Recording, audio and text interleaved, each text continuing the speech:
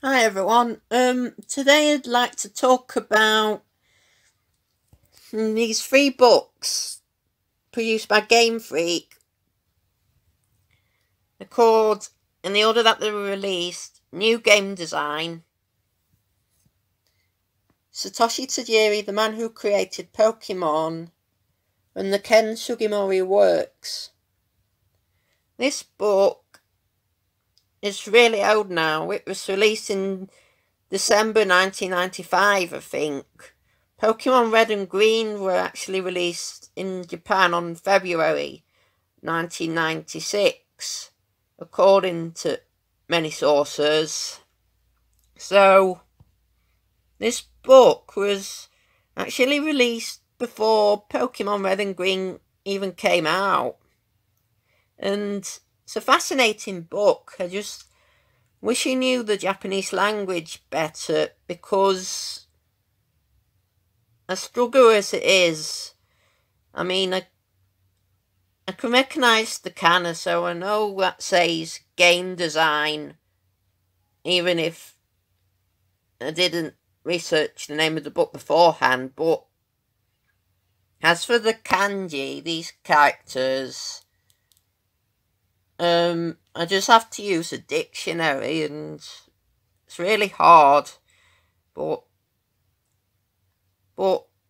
now that the information's out there in this video, later on you'll find, maybe we'll be able to translate some of the articles about Game Freak, some of the interviews, and some of the fact files, because we could find some very interesting stuff. And let me tell you about this website called Helix Chamber. It's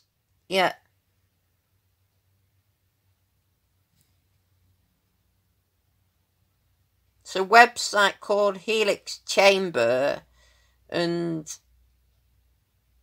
it focuses on this topic about what Pokemon Red and Green and Gold and Silver and other games were like before they were developed, and also interesting things about the development of the games in general, the slogans, and that about revealing ancient artifacts. And these are actually ancient artifacts.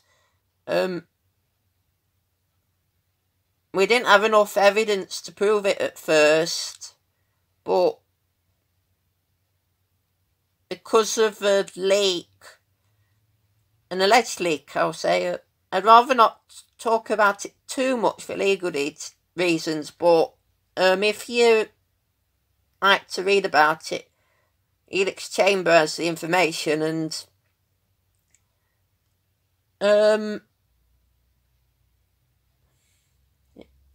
in fact, I'll bring them up right now without showing the infringed material. One moment. It's called How the Capsule Stole Christmas. The Capsule Monsters, they were the project name for Pokemon before it actually focused on the idea of Pokemon as, like pets and battling. Although some of the early Capsule, I think they might have been intended as pets, like Clefairy, but you had more like kaiju monsters. If you don't know what kaiju is, basically it's themed around the idea of like superheroes. And in fact, there's leaked data for this robot guy in the game called something Jack, Shinjuku Jack or something, who's like a robot guy. He was originally one of the main characters, but it was cut out, and This data actually still remains in Pokemon Gold and Silver, but without extra contact, we would have never known. Extra context, we would have never known. So, I'll show you what I mean right now. There we go. Specific offsets in the ROM beginning at an unknown address that's there but not documented yet here on the cutting room floor, which is a website about cut and unused content mainly. We have the youngster, the bug catcher, the lass, the junior trainer male, the junior trainer female. I mean, this list is from Red and Blue, the evidence points to it, but we have this mysterious trainer called Jack. I won't show you the picture of Jack because it's a leaked asset, but basically Jack, he was like this robot guy, he was one of the main characters. And back to this article, how the Capsumon sell Christmas. This is how we found out that those icons from the front and back cover a new game design. Someone's messaging me. New game design. Oh, cute.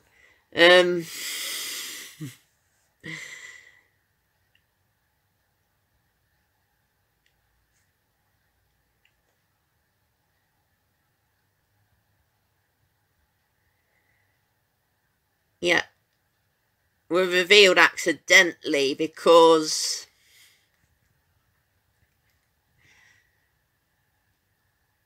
on NHK television, which I believe is like, you know, like here in the UK we have the BBC, the British broadcast, NHK, Nihongo something. It's like the television service, and Tsunekazu Ishihara, who's the president of the Pokemon Company originally, I think so, yeah, I don't know. Originally the president of Creatures, was he? Yeah. I mean, it's like I forget these things, but know how to look them up again if you relate to that, yeah. Matter of factly, coolly, he produced a backbinder. The gift that he gave us could not have been kinder. Capsule Monsters. I mean, we've seen this one before, a long time ago. I'll show you, I think, may have been... Yeah, this was one of the sources. It's from Satoshi Tajiri, the man who created Pokemon. Or a man who created Pokemon. Yeah.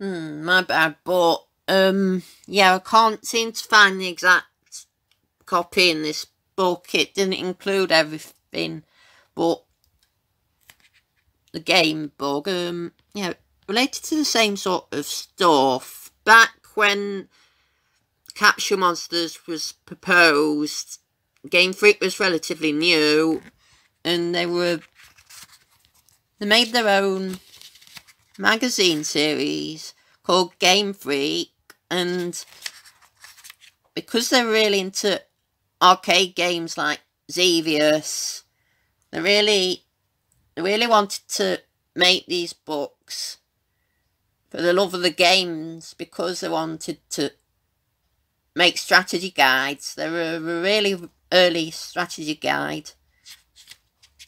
and they hand printed them themselves, and it's amazing when I think about it, the amount of work it must have took to on behalf of Game Freak, because they had a difficult development era. All the hard work paid off in the end with Pokemon. And if they were discouraged, they might not have been able to complete the project. I mean, Nintendo was impressed by Game Freak, but, you know, like the butterfly effect could have been a very different fate, and if Pokemon was not the international phenomenon it was,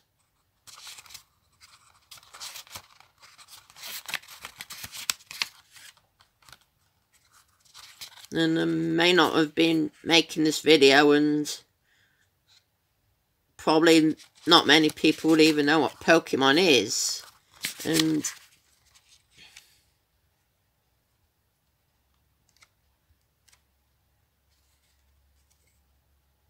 yeah, this is the so-called hotel around when, yeah, there was concept art for a female trainer.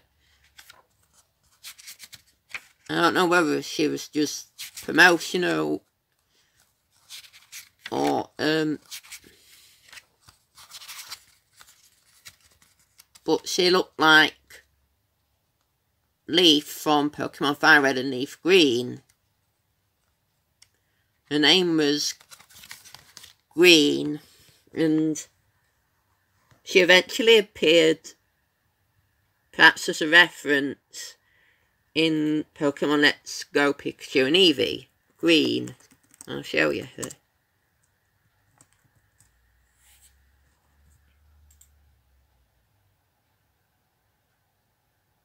And thanks Bulbapedia for this information.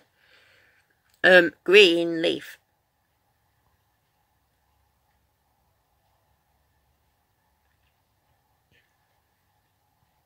Yeah.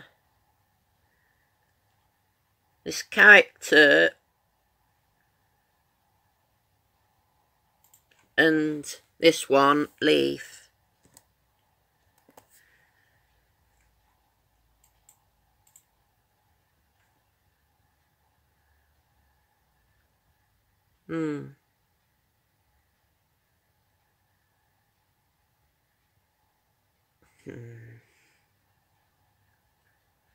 Has it already been split?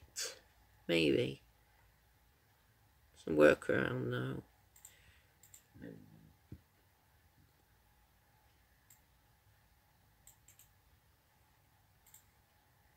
One moment. Sorry, I'm a bit slow.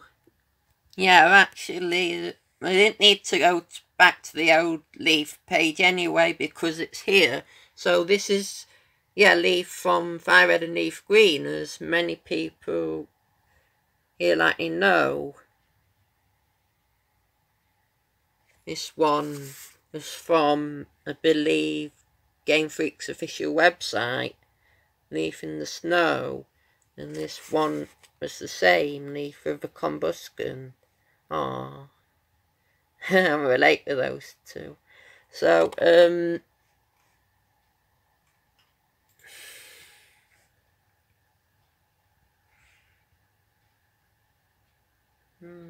lost my train of thought.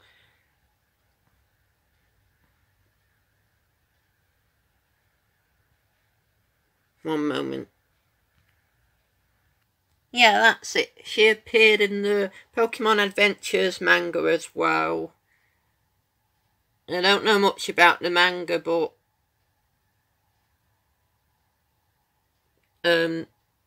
apparently she was also in the Ruby and Sapphire manga as Blue.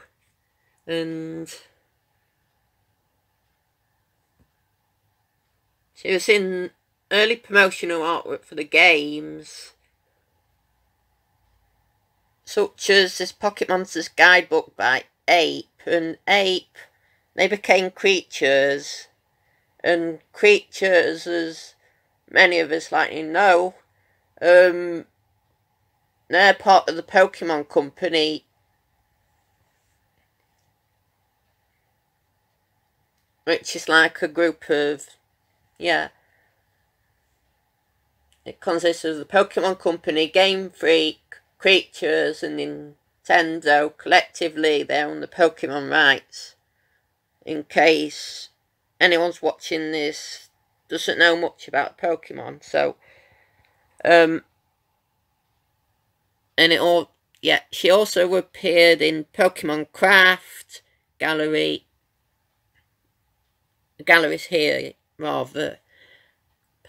She appeared in Pokemon Craft DX, the cover page, pages 2 and 3, here. And Pokemon Craft DX was about making paper fold crafts. Anyway, back to where I was. So, like it says here, the screen jumped to a series of images from the Capcom pitch, which, time and time again, had been seen and were known. But then, to everyone's surprise, something new was then shown.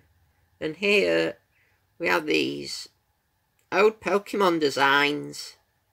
And this one was completely unknown. It's called Omega, and it's from the same leaked files from the source code I mentioned earlier, and it originally had Mew's index number 21 or hexadecimal 15, and it's believed that it was probably Omega and then a missing no and then a Mew, because Mew, many people might know, but Mew was a really late addition to the game. Before the debug features were removed,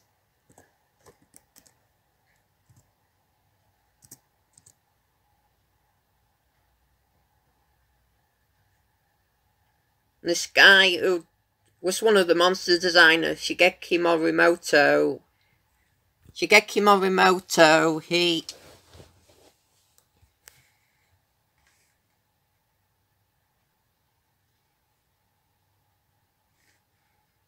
he wanted to place in Mew without any of the Game Freak team or Nintendo knowing.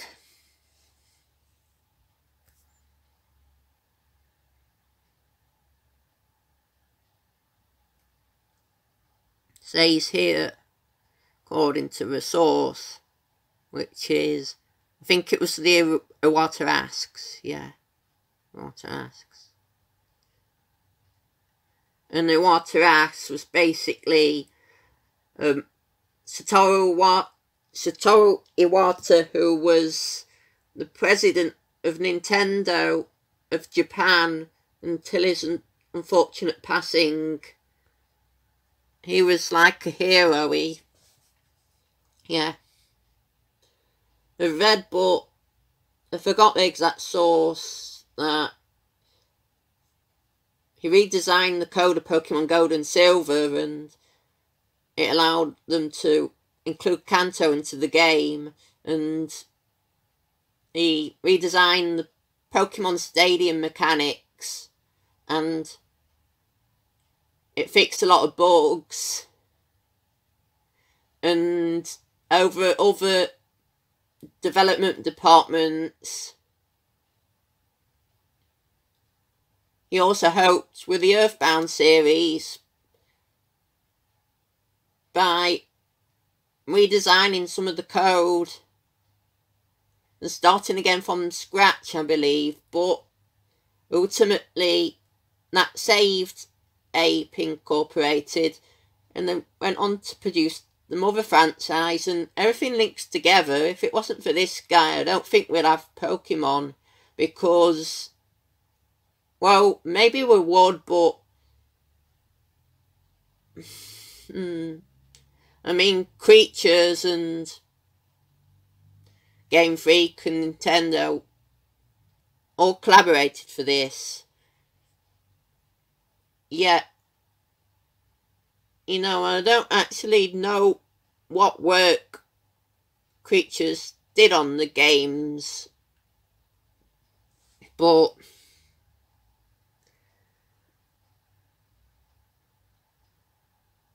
could probably find out one moment, and I'll just show you a couple of things anyway.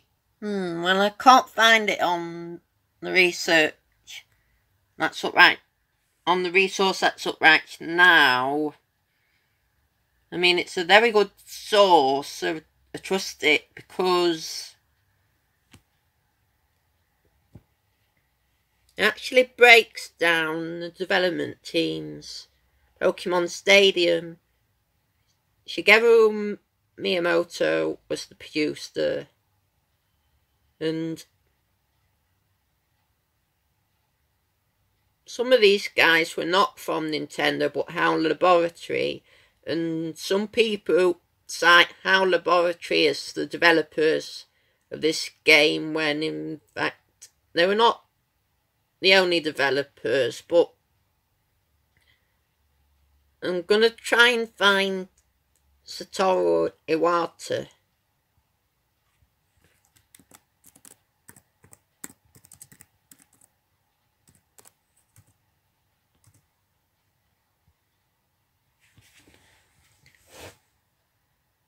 Okay, so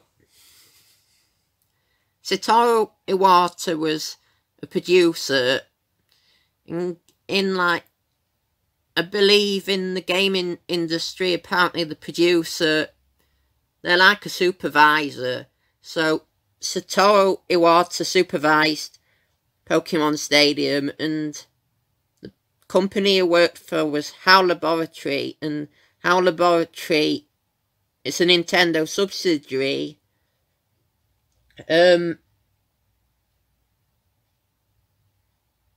You might know HAL Laboratory for the Kirby series, and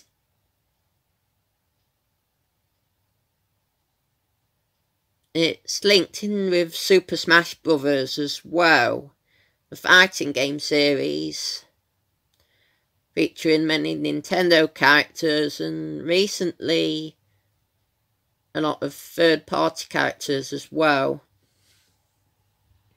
Now, these are the staff of Pokemon Red and Green, which were the original Pokemon games before they were split into Red and Blue for international markets. They were originally Red and Green, and there was a special Coral Blue version that eventually became a standard retail title. The director was Satoshi Tajiri, who was like, you know, like the main guy behind Pokemon. He got the idea through his fascination of insects, tonkatsu, which are like,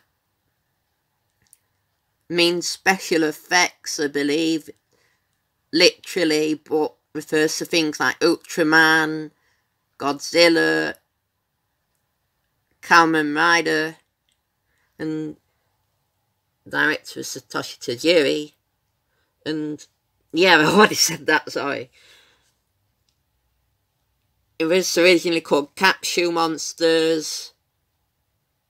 Many believe it was inspired by Ultraman, and in fact, evidence points to that. Let me show you something. Yeah, while I don't necessarily support this, in the leaked data, Earthtron, the Unused base cry which survives in the final game, it actually uses the name of a kaiju from Ultraman called Arstron. which can also be romanized as Earthtron. Both the in-game cry and Armstrong's cry start with a high note and then have a short, lower pitch note at the end.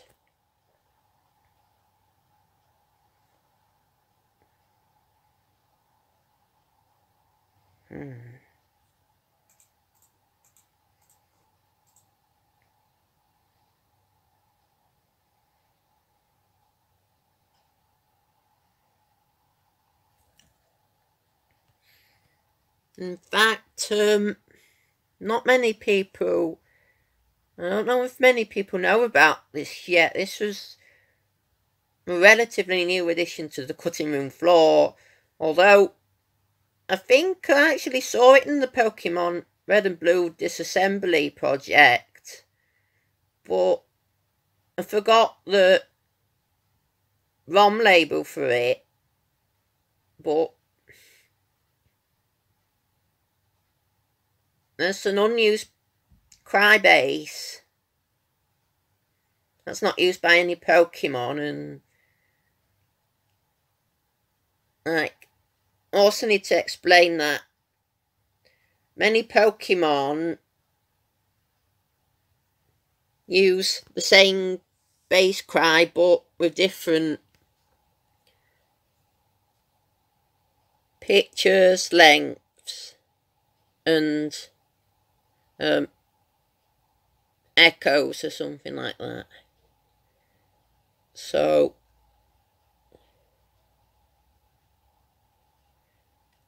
for instance, for some reason or another, Ditto and Poliwag, they share the exact same cry, including the same base cry, the same pitch, the same length.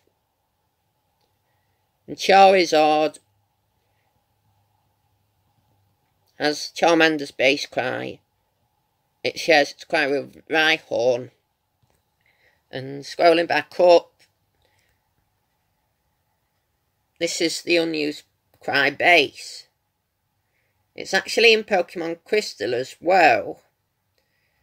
I'd quite like to try and be able to force it to play in Pokemon Crystal with arbitrary code execution. And I'm sure it's possible, so stay tuned and I might be able to show you it in the actual game. Well, this is it.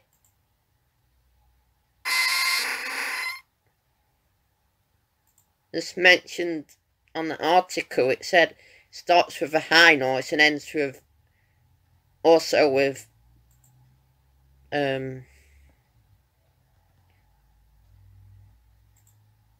high noise, I seem to think.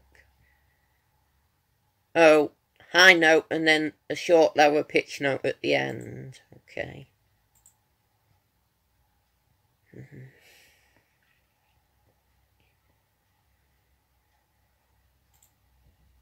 Thanks the Ultraman wiki for this.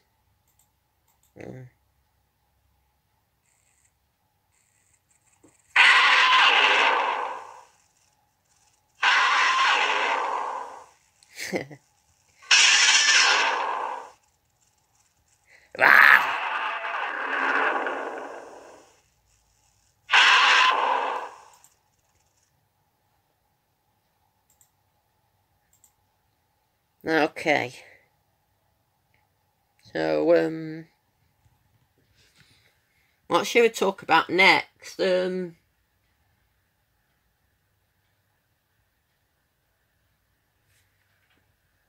Yeah, so the new Pokemon that were revealed that are actually old Pokemon. Omega,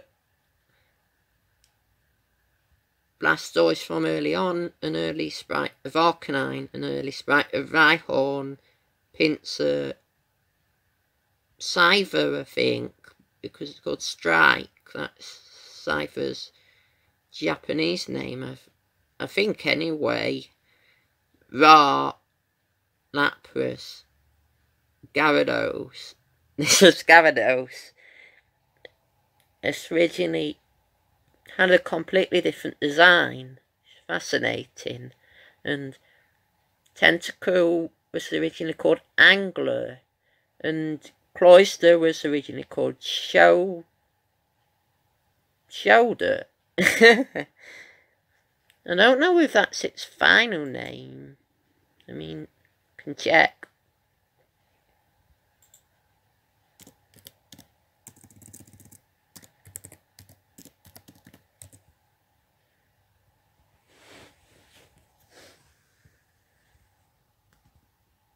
Okay, yeah, so this is funny. Cloister's final Japanese name is Pulseman. In Japan, the official romanization is Parshen, Pulseman, you might say. But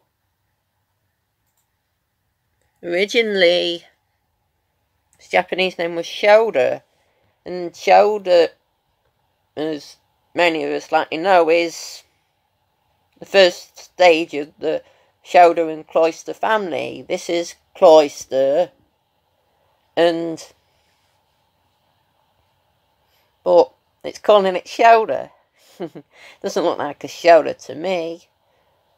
And then we have Mimi, which is Staryu, of course, and Monjara, who is Tangela. And it goes into detail here. Cubone is mostly the same, but Sprite is larger, its body is rounder. In fact,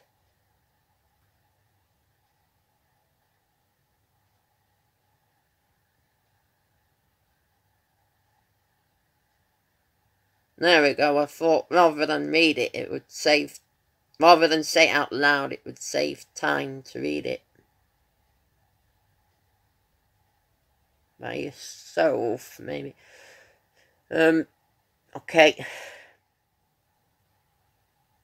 And there's these.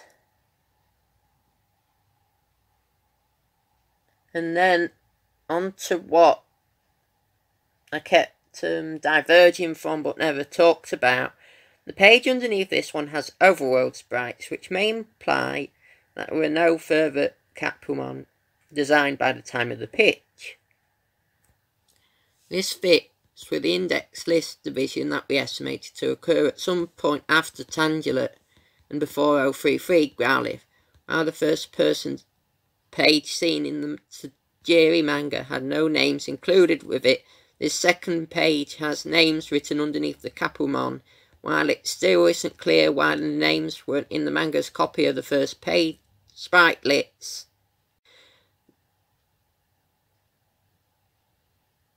These ones helped us identify that Pokemon like Gyarados and Scyther were the same, but had gone through a significant change in appearance. Quote, the same. And this is where the lines of legality blur a little. The sprite under the sprites.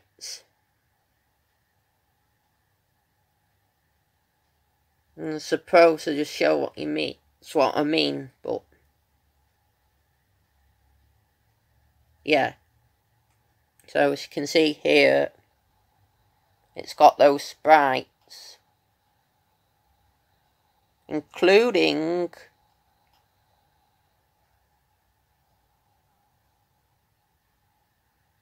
in the very same book I showed you earlier.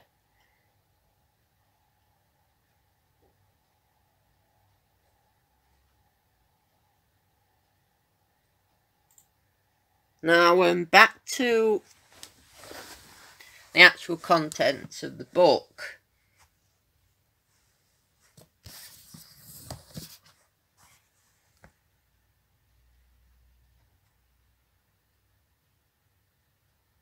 The front and back cover has these same overall sprites.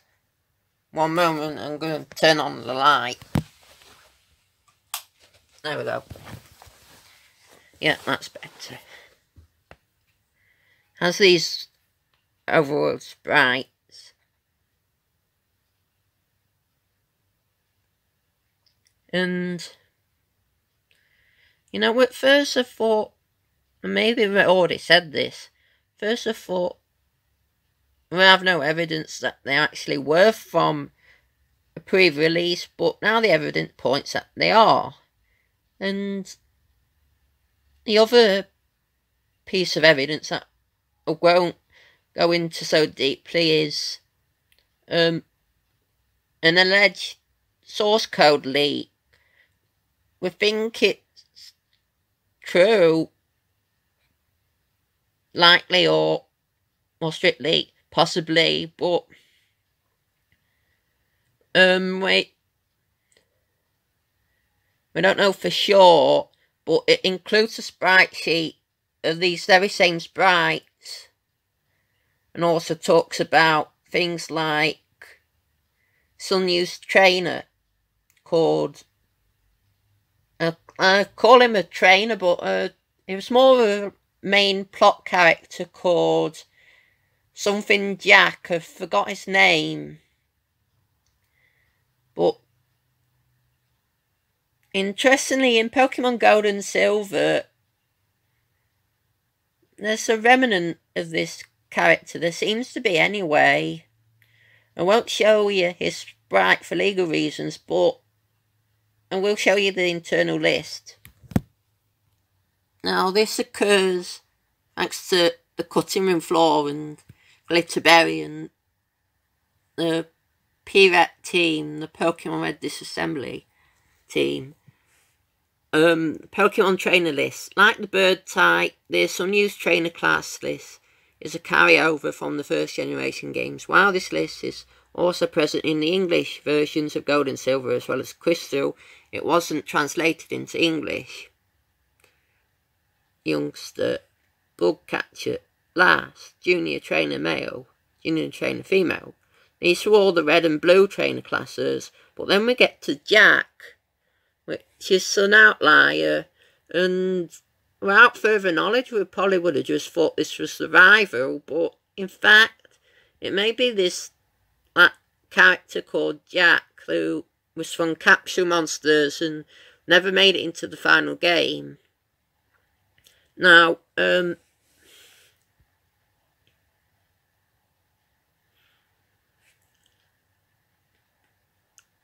that this makes sense, I'll show you the actual final trainer class list in red and blue.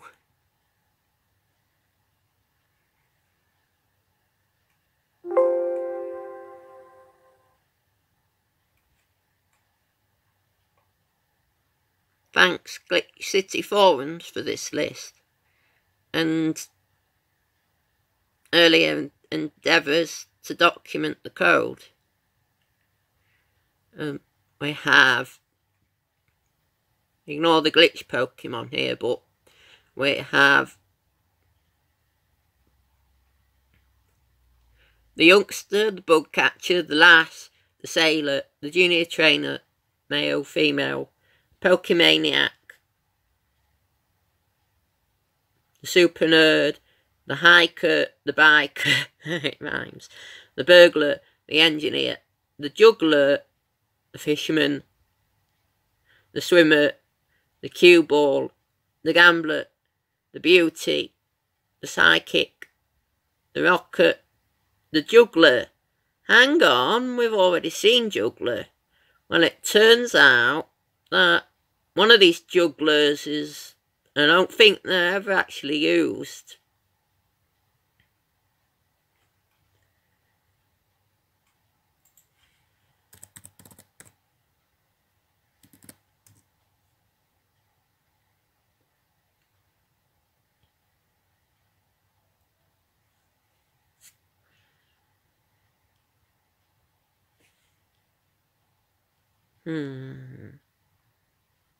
One moment.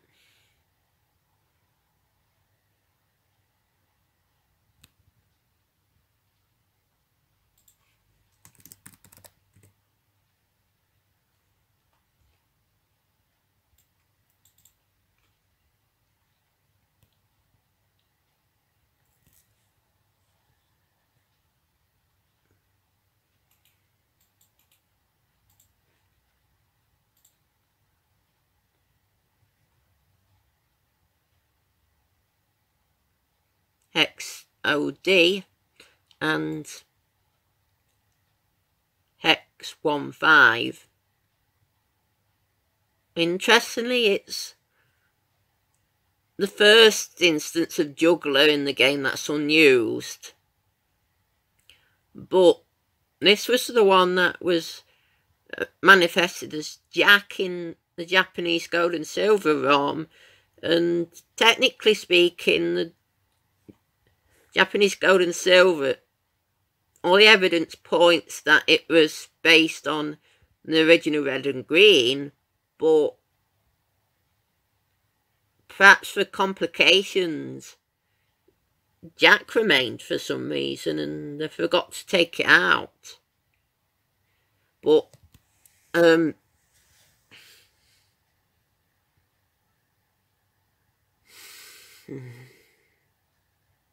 okay. Now is something interesting about this book. When you open the front cover, you get like this special poster, let's call it. It tells you all of these different games that are around that era. Quiz games. Quiz King of Fighter by SNK. Edge Hunt something by Sega. Something Rekis by Jalico.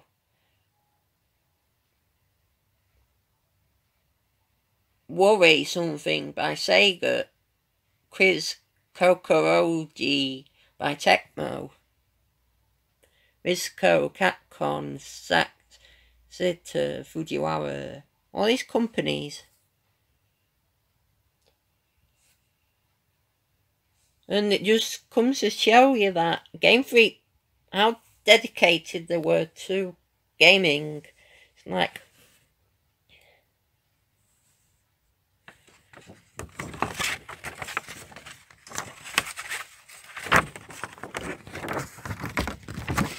many people stick to one game nowadays or game series, but back then, I imagine during the arcade era, there was many different games and met lots of friends and you went out and played in the arcade and competed for the highest score, and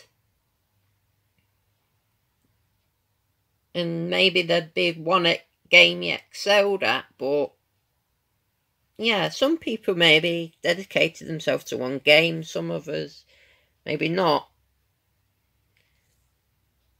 And this is something to do with Game Freak design ideas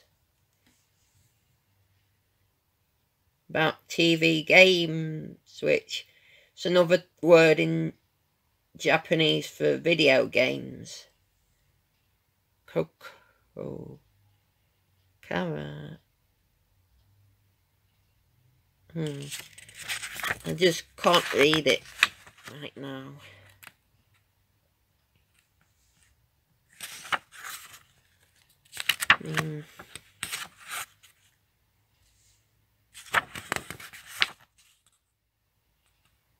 Well, I guess if I browse through these, it'll give us the groundwork to translate this stuff. I mean, I don't know about having high quality resolution images. If you have the source, you have the source. On the other hand, it can be hard to read for some. Big game hardware. Yeah. And I won't show all of the book for copyright, but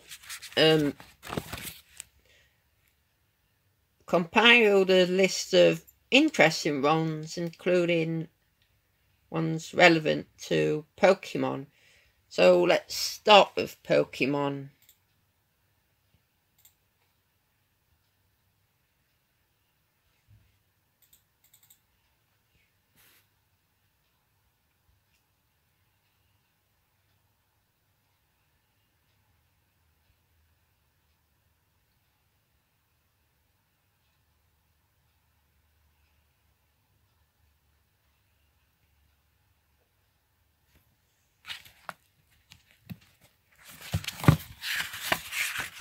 There we go. Now, this image is a pre-release screenshot. It's been known for quite a long time now, mainly because I bought this book a long time ago, solely looking for some Pokemon pre-release screenshots.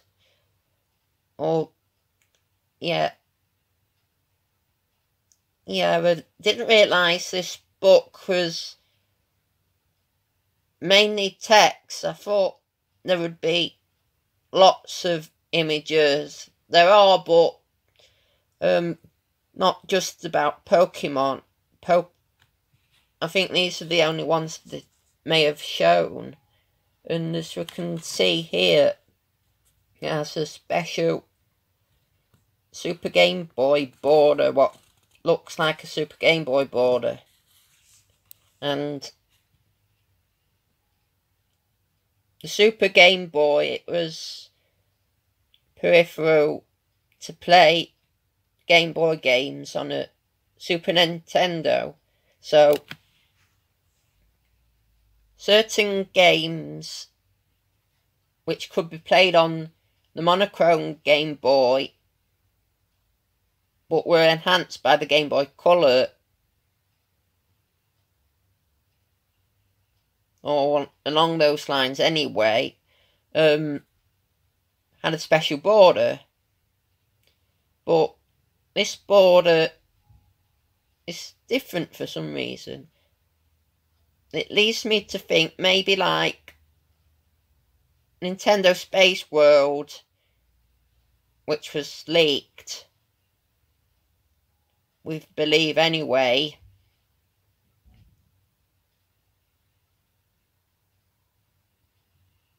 has the border like this. So maybe this was actually a tech demo, and Pokemon Pocket Monsters players become the monster trainer. Monster trainer. I wonder what the final name is for Pokemon trainer. I mean, not necessarily that the names were changed, but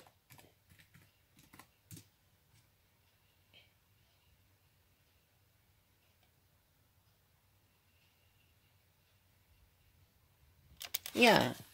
On Bulbapedia it says the Japanese name for Pokemon trainer is Pokemon trainer, and it calls it Monster Trainer. Monster Trainer.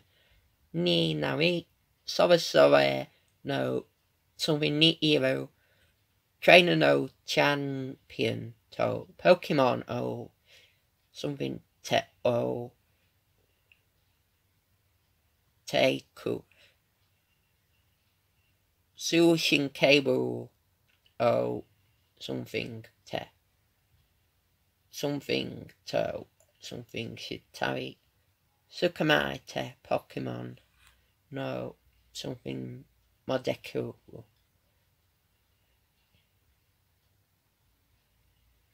That's our story. Something to wa. Subete no Pokemon o Sukama te Pokemon Zuken. So the aim of the game in this case is, one of the aims is to complete the Pokemon Zuken. I'm assuming that's the Pokemon Zuken, which is the Pokedex anyway, because the kanji seems familiar, but I'll check it up.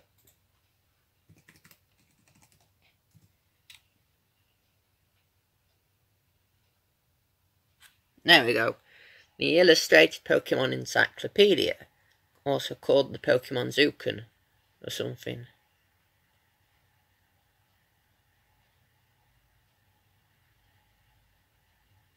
Yeah, Zukan.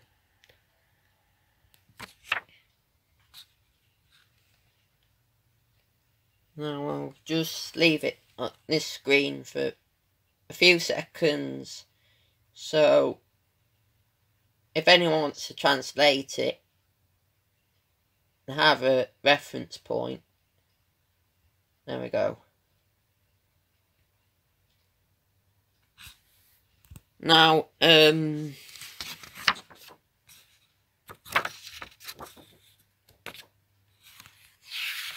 sure what this one's about, but this article.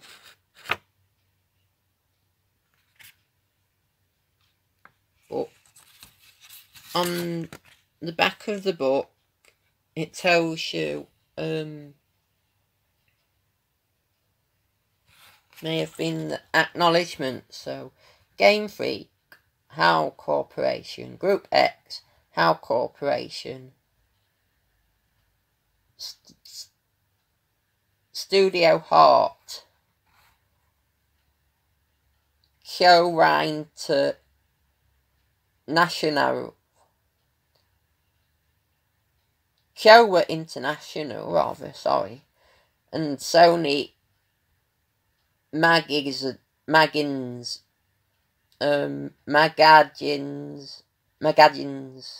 whatever that means.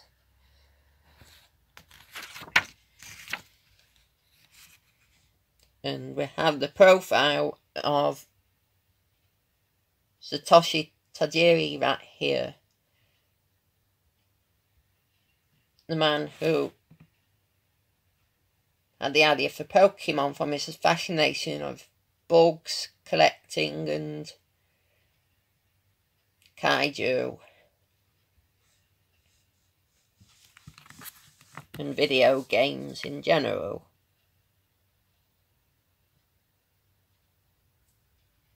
Before I'll leave it on this, actually that's a bit blurry. Okay, there we go.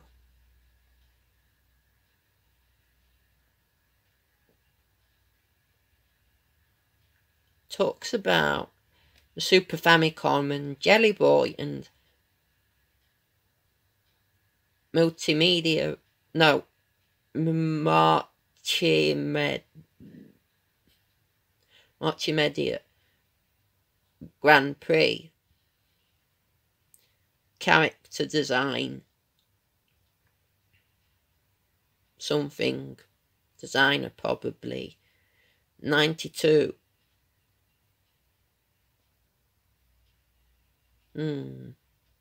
92 year.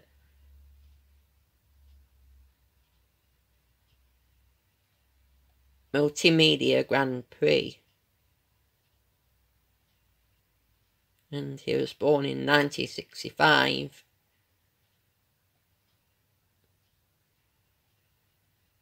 Something to do with Sega Enterprise. No contest. TV game idea. Die something. Meaning this big video game idea thing. So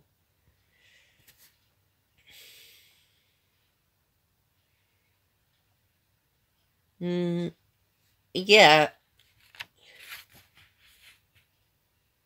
I mean, I don't know if it actually talks much about Pokemon, but if you're interested in video game development, so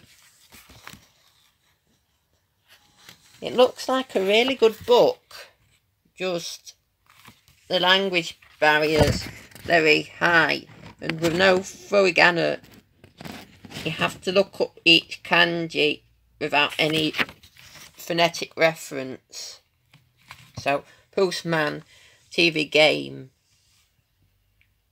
network, Pulseman, scroll type, action game, Volteca. Volteca, yeah. Now, Volteca, Pikachu's move, is inspired by Volteca, and Volteca is Pulseman's special move. And this Pulseman, who also looks quite a bit like Rotom, some fans say, and Volteca move. Volteca, Japanese Volteca. Volt Tackle, Japanese Voltec, is a damage-dealing electric type move in Generation 3. It's the signature move of Pichu's evolutionary line.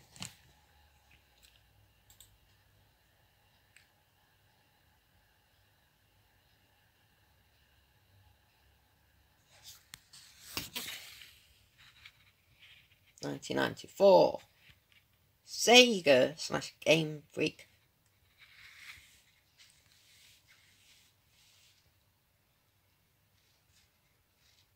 Now,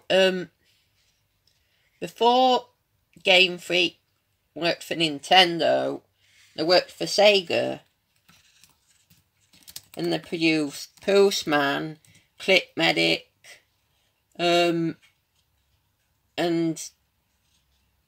not sure if they produce any more, but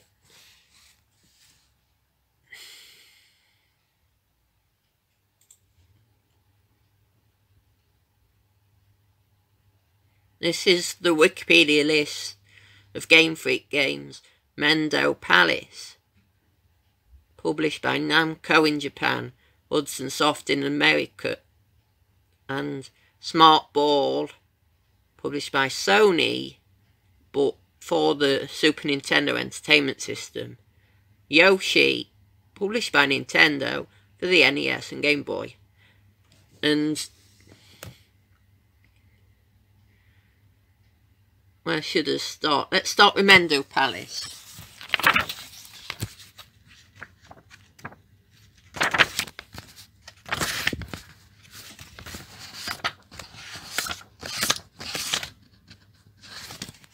Okay. In Japan, Mendel Palace is called Quinty.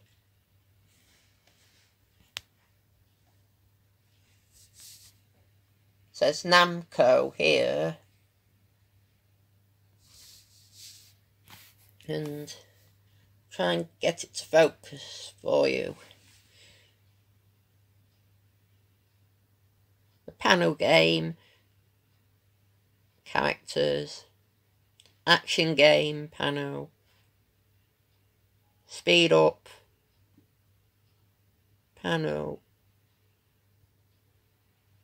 jumping,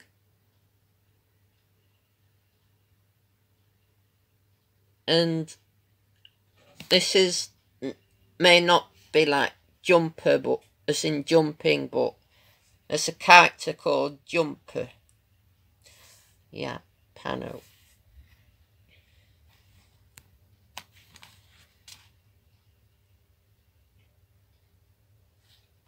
There you go.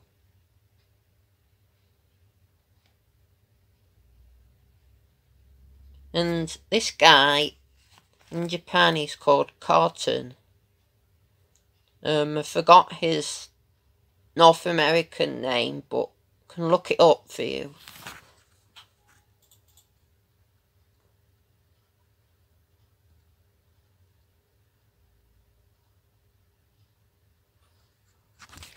In the American version, the player's character is named Bonbon, and the girl he must rescue is a princess named Candy, who is trapped in her own dream. And because I've never played this game myself, it wasn't released in the UK where I live. It was only released in Japan and North America, although I don't know if some other regions may have got it, but I don't think it was released in Europe or the UK. And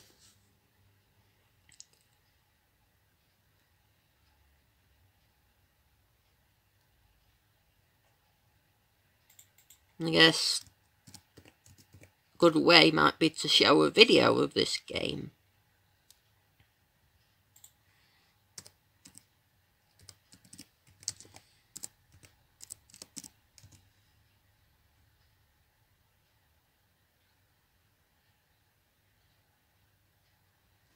Thanks for World of Long Plays for this. Honey is a free browser add-on available on Google, Opera, Safari. If it's a browser, it has Honey.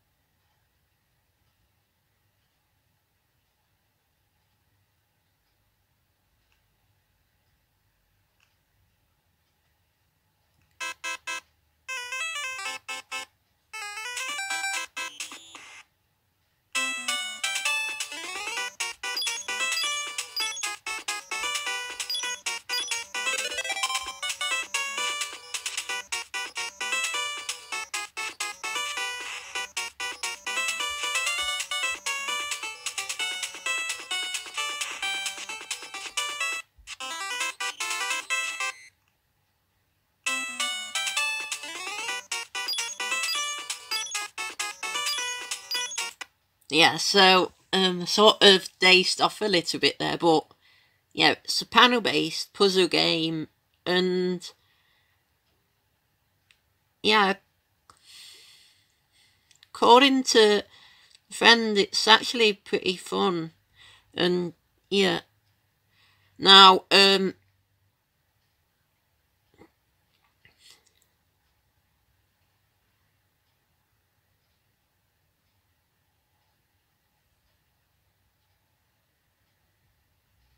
this links in with another book called Ken Sugimori Works, because Ken Sugimori, he worked on the art for Quinty and Jelly Boy, I believe, and Pokemon. So, and it's nice that this is actually quite a recent book, so it was relatively up to date, and not only do we have the older games like Mendel Palace and Jelly Boy, it also talks about lesser known, newer ones. Well, not lesser known, but it talks about Drilldozer and stuff like that. Copyright 2014.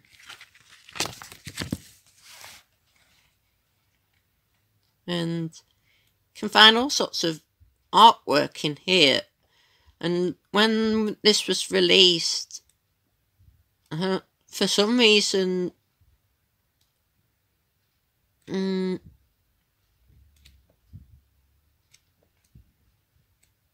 people didn't think,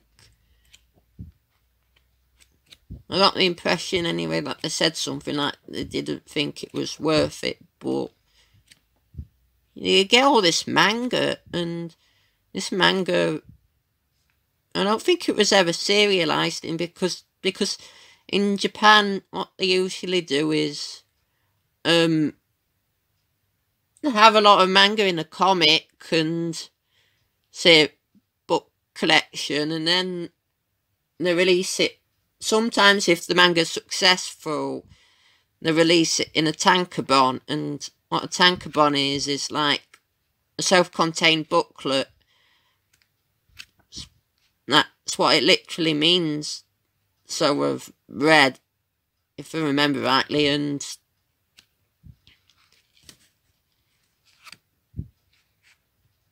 then they sell it if it becomes popular. And here's the cast. We have Plump, who's the sumo characters like you see in the game. And they're quite iconic for an unusual reason. Now,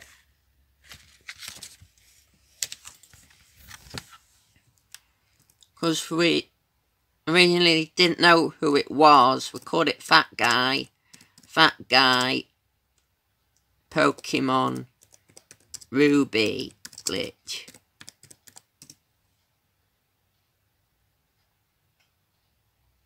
There we go. By Gareth Rees-Sand 12 years ago. it's not strictly a glitch, but it's just memory hacking. But it's relevant because it's this same guy, Plump, from Mendel Palace.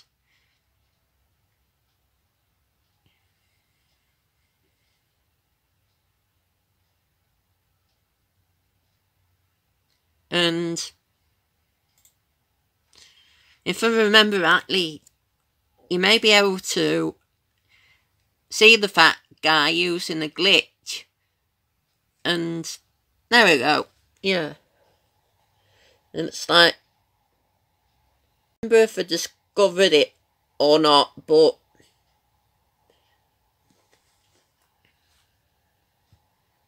with the advent of Pomme glitch data corruption, you're able to just pretty much break the game. Well, here I'm playing as red, and believe it or not, you don't need a cheating device. Yeah, believe it or not, you don't need a cheating device here to play as red, but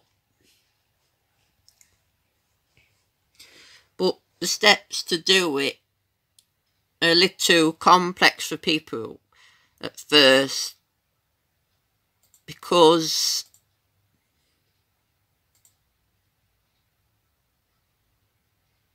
you first got to obtain the glitch Pokemon, and then you've got to take it to the Pokemon news reporter for them to say its name. And first, to do that, you either need to hatch an egg to get the glitch Pokemon, or probably use what's called a double corruption to get the glitch Pokemon without actually hatching the egg, by setting both the PID and the trainer ID high byte, which is the equivalent of hatching the egg. So you write hex 40 to the top byte of the TID and the PID, and then it turns into the glitch Pokemon based on its data structure type. And normally we use the ones that depend on the EVs. One moment. That's better. I've plugged in my charger for my laptop. And says random NPCs. Now what I mean by that is, short answer, they are random, end of story, so to speak. But long answer is due to something called DMA. Now,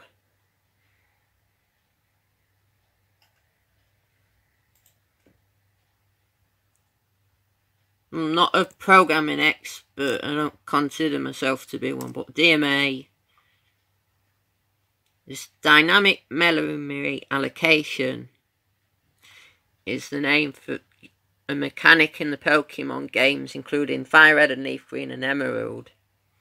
In Generation 3, the DMA system will randomise the locations of specific chunks of memory addresses, such as party and stored Pokemon data, to one of 64 possible locations every time the player performs an action, such as entering or leaving a building, opening a menu, or entering battle.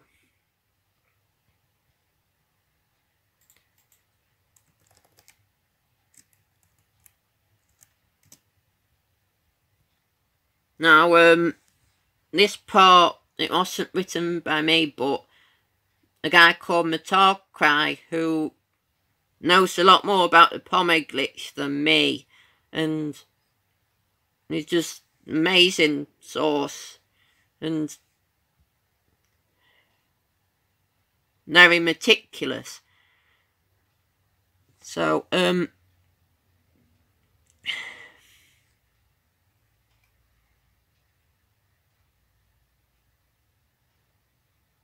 every Generation 3 game, when an NPC such as Slateport, Pokemon Fan Club Journalist or Island 2 Old Woman reads the glitch Pokemon species name, the host species name is read, which overwrites a string of RAM in the process.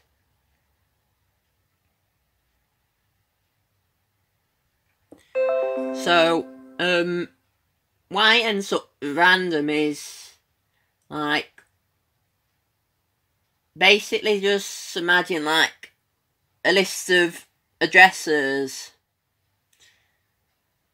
If you say address 1 is the name, address 2 is, this is very wrong, but for illustration anyway, if address 2 is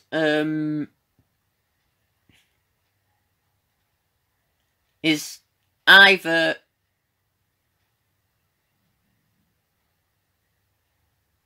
the character you transform into or something else, and address 3 works the same,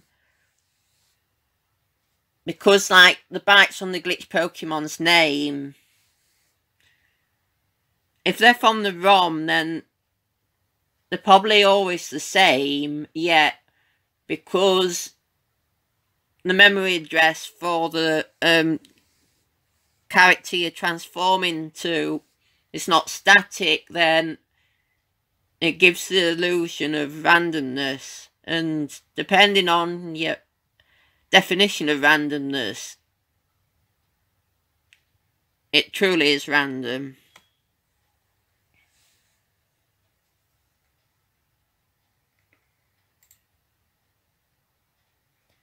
So, through this glitch, you can actually see the Mendel Palace guy Plump, or Batman, as he was originally called. and here he is here, the official artwork for Plump, I believe.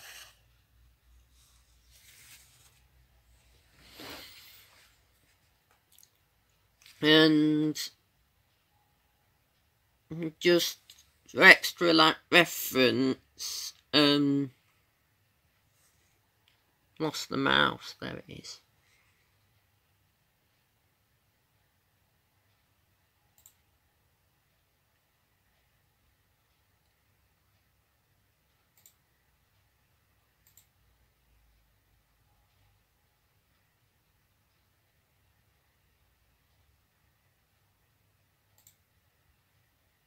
Okay, so you've got to first train the Pokemon sufficiently so that it gains enough HP EVs. EVs are like hidden values that influence what stats a Pokemon's going to be best at when it levels up. Well, not exactly, but say high HP EVs will add to the HP a Pokemon gains, and this is combined with the IVs, which appear when the Pokemon is generated and can't be changed until Sun and Moon, which kind of change the IV, can kind of change the IVs through the bottle cap, but and the Destiny Knot and stuff like that can influence IVs, but like in this case, like, it's the EVs that can be changed by encountering Pokemon like Whismur for HP, because Whismurs naturally excel in the HP stat, and you get a certain number of HP EVs for defeating Whismur, I forgot, and this can be boosted to double that by the Macho Brace. And if the HP and attack EVs match a certain glitch Pokemon with a special name, it can trigger the Guess Who glitch when you get it, either through hatching or through double corruption. And the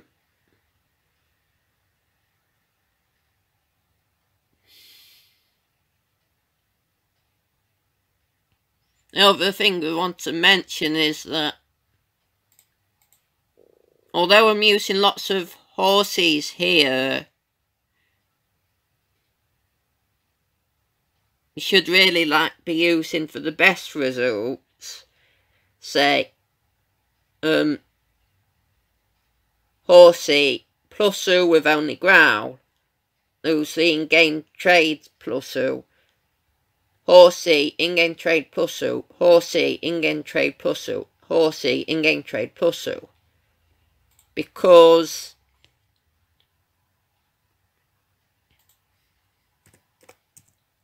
of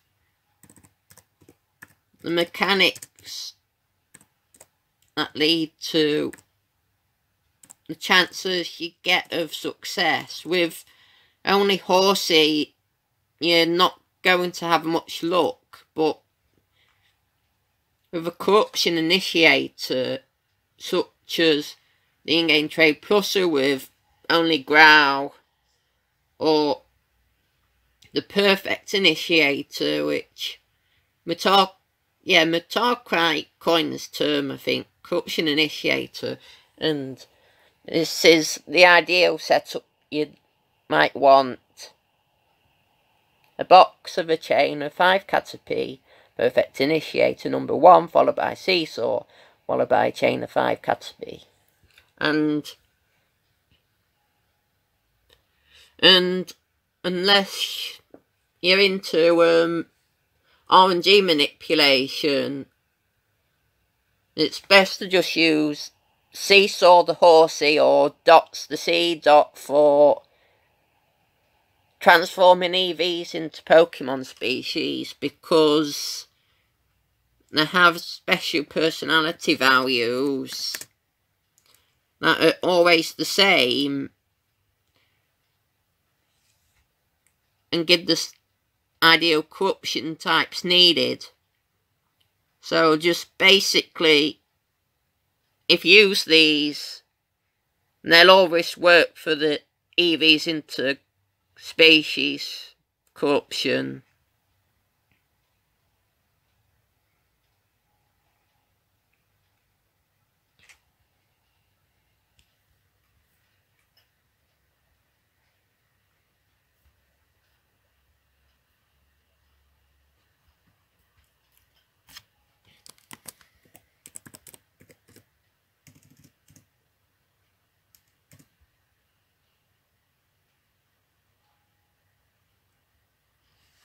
Not sure if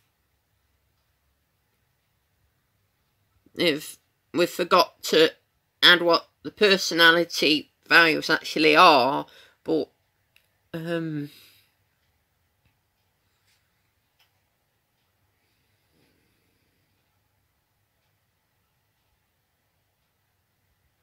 moment, I'll just look it up again.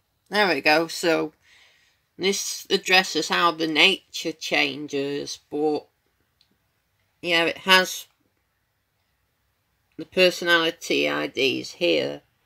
C dot. Try and. No, it won't focus.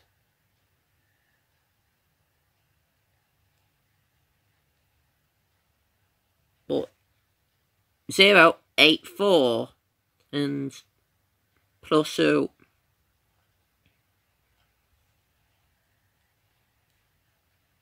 06F, horsey 07F, meowth 08B.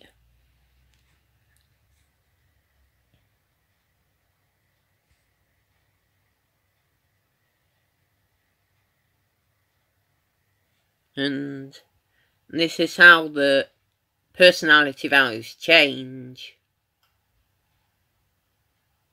And pattern is that the nature goes to -1 of what it was originally.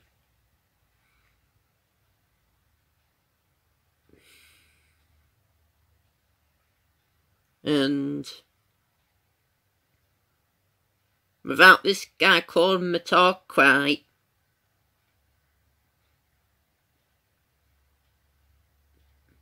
I probably wouldn't be able to do all this. So,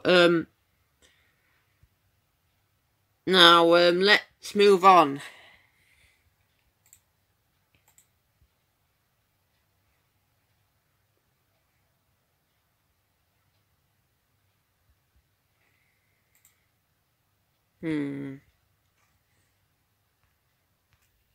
So, back to Pulseman.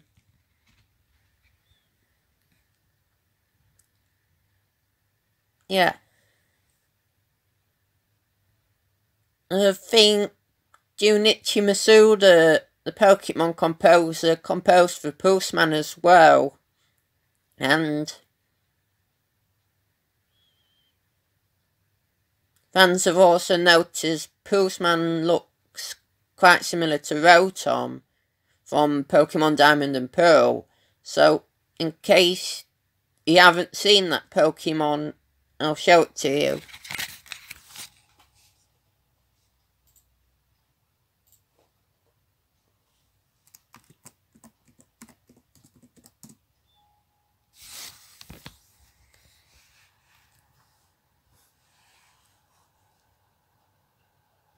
There we go. Rotom.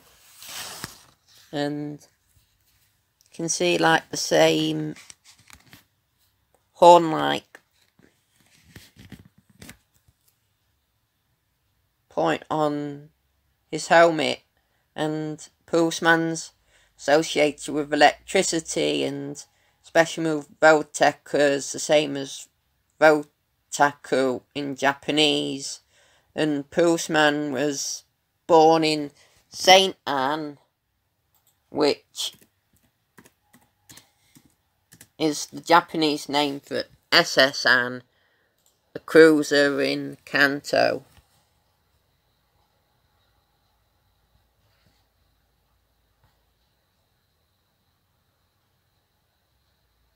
Saint, and I'm not sure if that's what I said. Okay.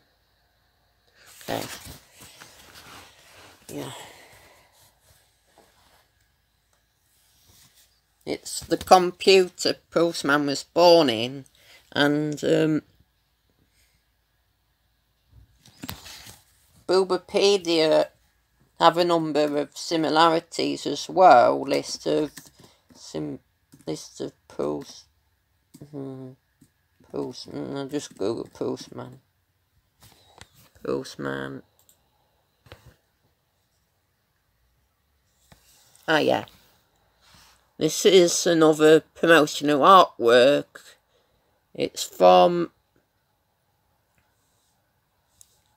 a different print of this book, The Man Who Created Pokémon.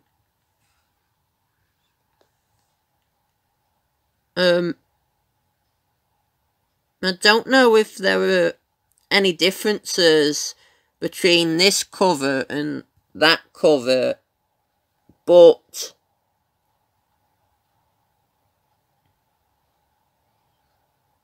I just find it really interesting nonetheless.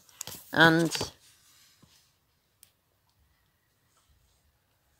some of these references are speculatory, but there's some similar designs, and what I think worth stressing is the Barry Battle music having a portion of the Neo Tokyo music from Pulseman.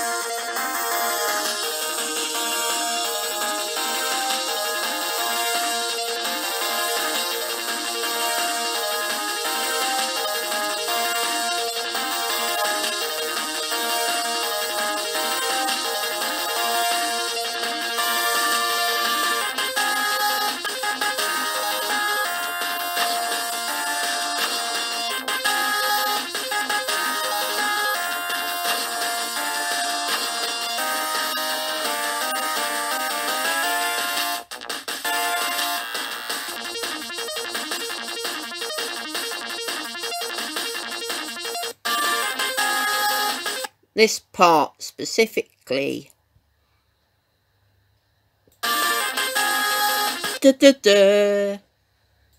Compared to Barry's theme Pokemon.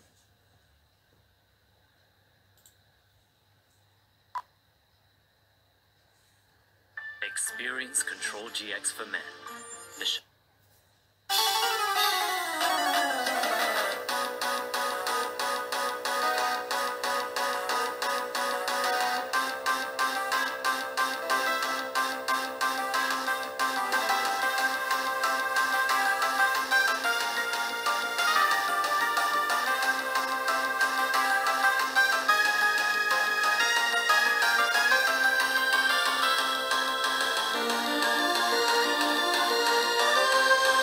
Oh, it should be Pokely. Thanks, Pokely.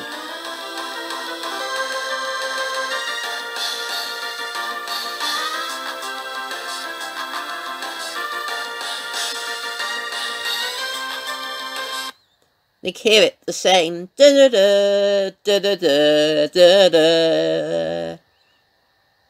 Except in Pokemon it goes da da da da da da da da.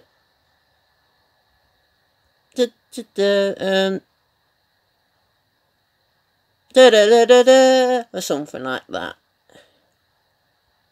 So yes, that's enough said about Pulseman for a while. Next we have Mario and Wario.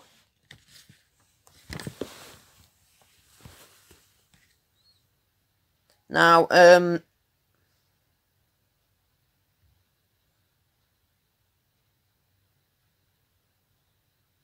many of you probably know that this game by Nintendo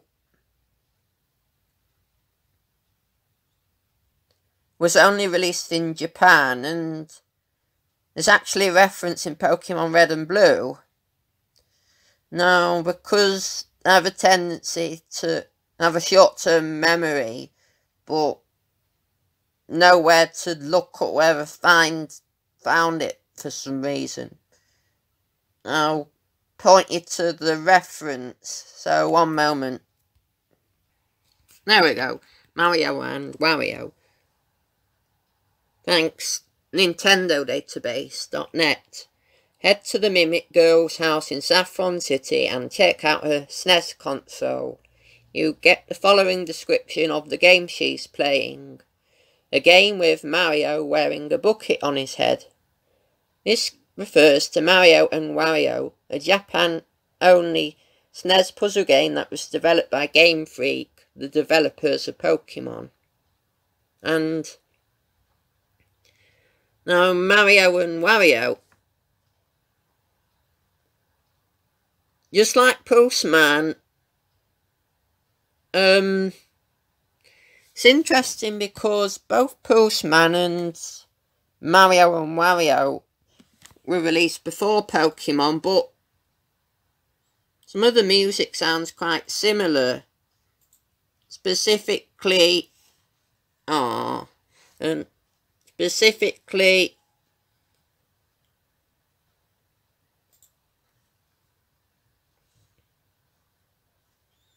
the sky theme from Mario Wario.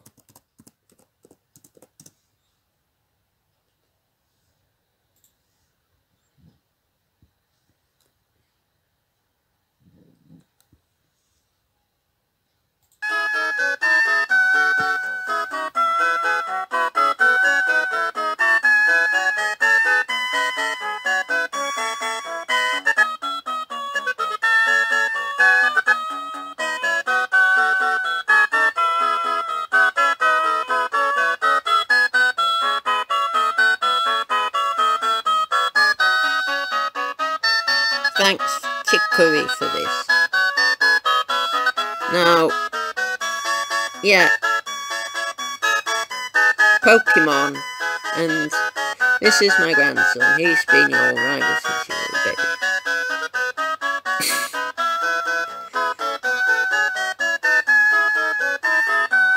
baby. Route 24. So, in case the music was louder than my voice, it's very similar to Route 24 from Pokemon.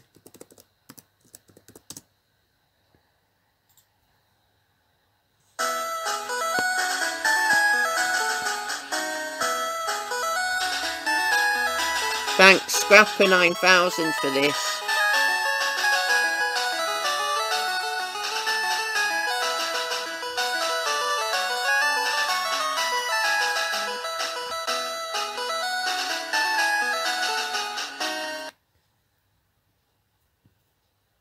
So, one little thing I'd like to add as well. For years, one moment, I'll just double check because I don't want to be wrong. Yeah, for years, Wanda,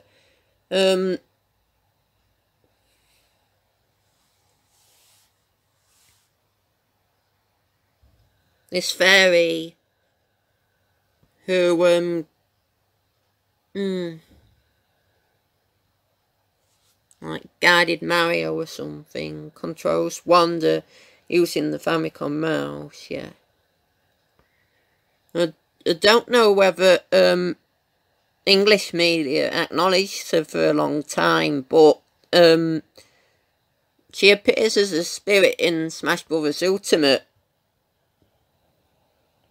And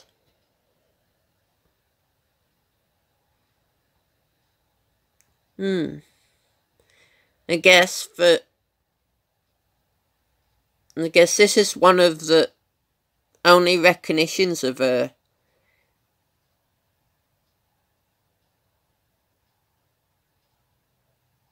Oh, actually, in Super Smash Bros. Melee, there's a bucket trophy.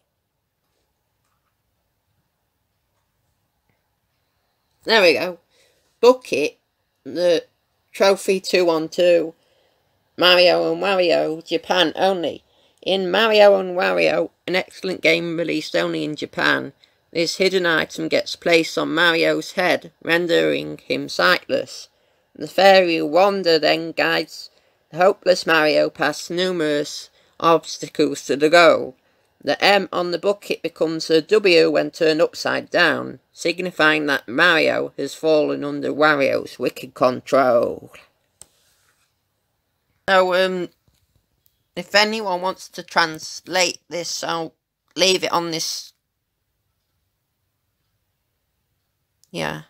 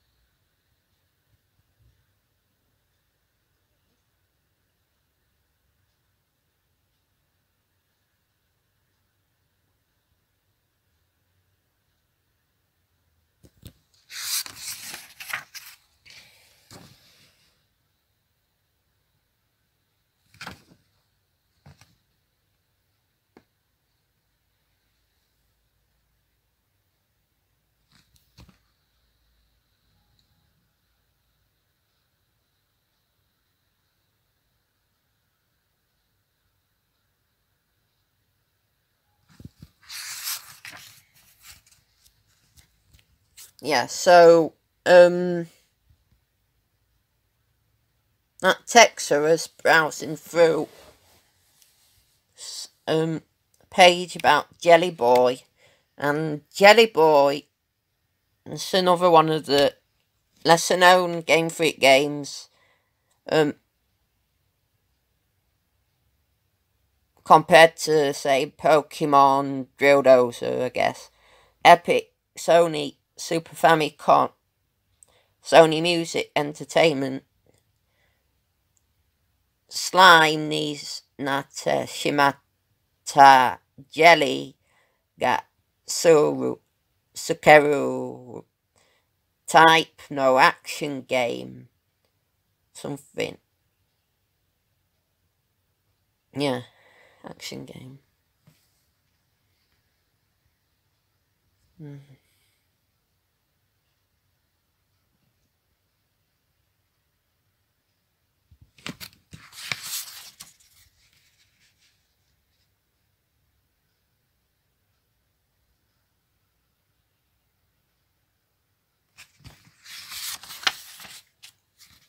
And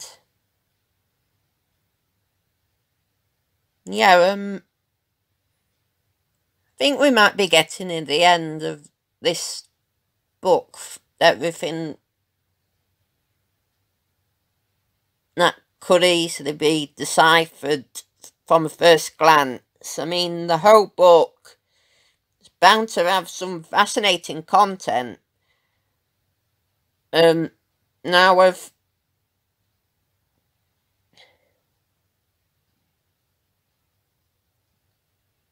got into contact with a few people who are interested in the book and just hoping maybe Helix Chamber or Pirate can start gathering information from the book. And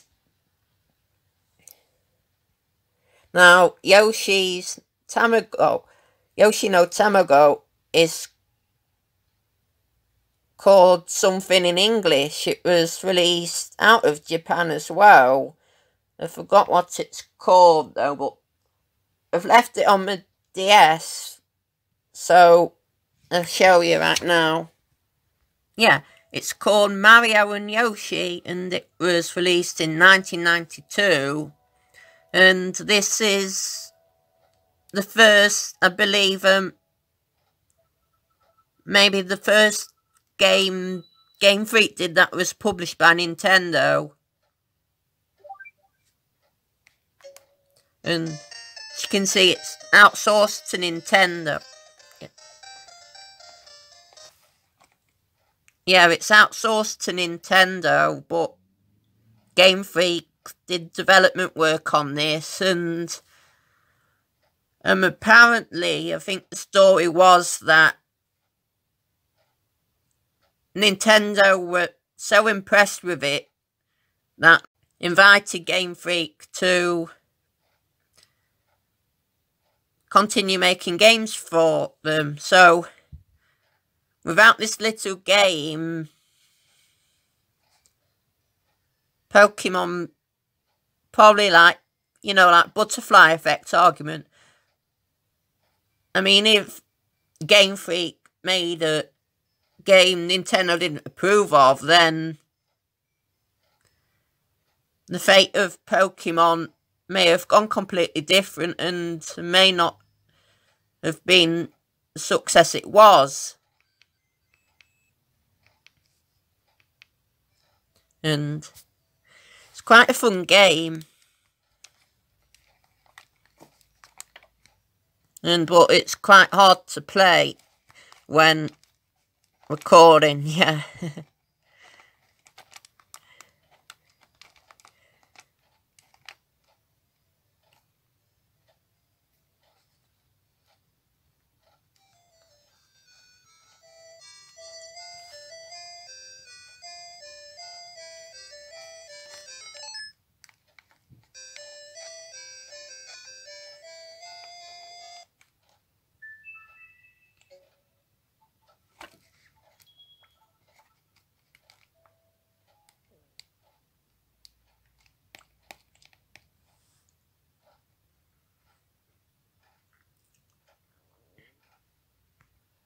Now we're on to this game called Nontan no Kurukuru Puzzle. I believe it might be based on a brand. I forgot exactly which. But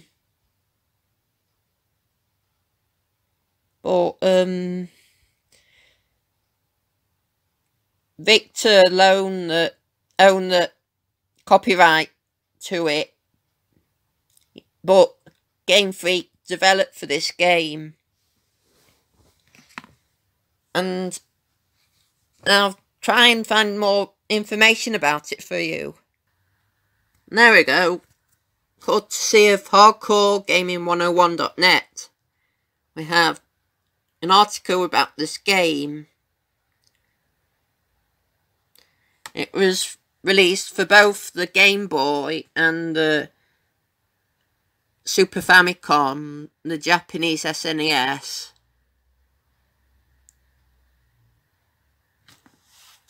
Licensed anime/manga. This is another puzzle game. Puzzle drop game along with another Japanese license heralded by Game Freak. Non-Tan is the mischievous cat and lead of a series of young children's picture books, first published in 1976, usually playing together with his animal pals and learning a lesson at the end. Their inclusion is merely window dressing for a charming puzzle game with a unique twist to make it stand out.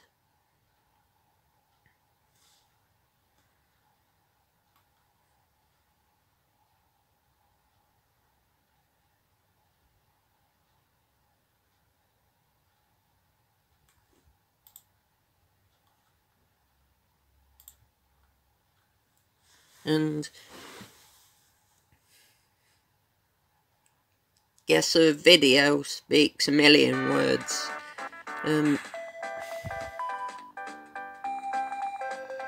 Quite cute.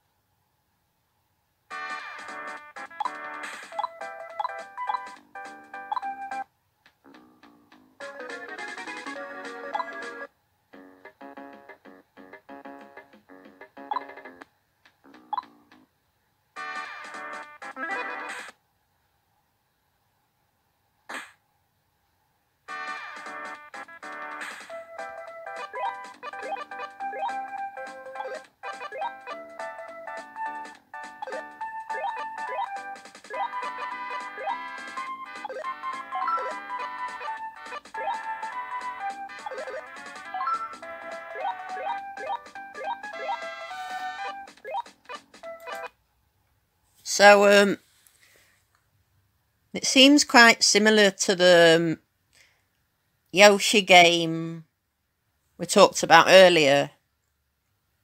And Hardcore Gaming 101 article talks about this as well. Let me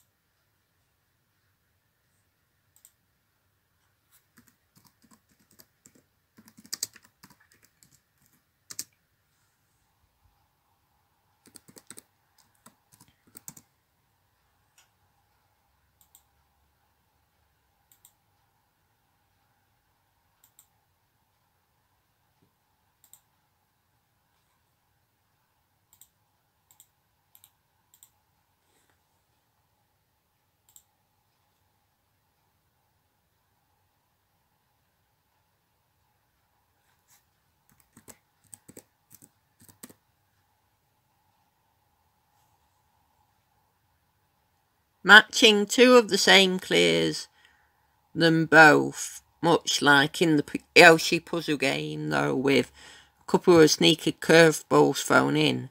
Much like Yoshi, there's the standard endless game A and competitive 2-player mode, along with a score game of clearing as many B blocks as fast as possible on Game Boy. And that's the Yoshi game we saw earlier.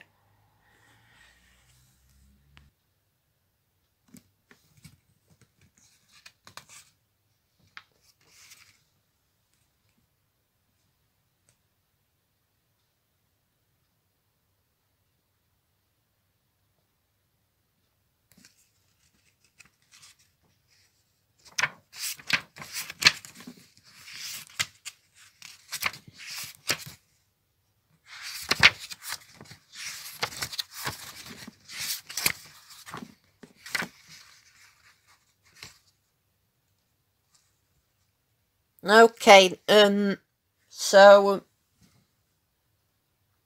the other thing I wanted to show was something about Tetris.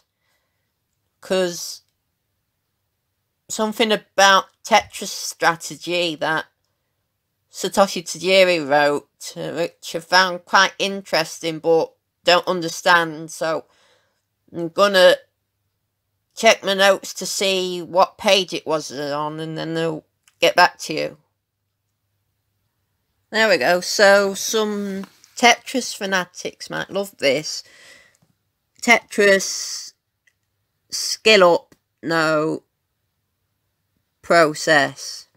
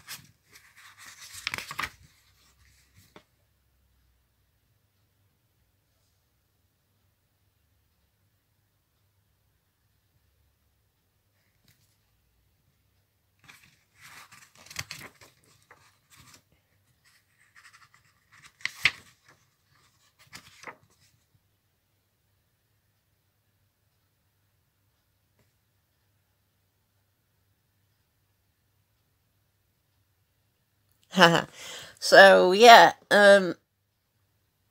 so if Hard Drop Wiki doesn't have this, they might want to add it and call it the Game Freak method. So with all that done, let's move on to the Satoshi Tajiri, A Man Who Created Pokémon book. Now, like new game design, in theory, this is in theory this it gives much information, but the trouble is a lot of it's only text with no pictures.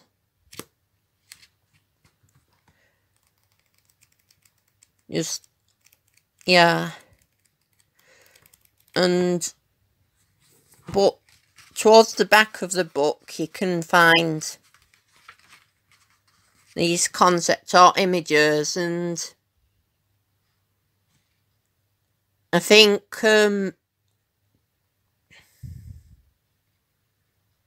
this is where some people gathered the original scans about this concept art that you can find on places like Bulbapedia. I think a Chinese place called TG Bus posted it as well. I think Blue Reflections may have made an effort to get it out there, and I think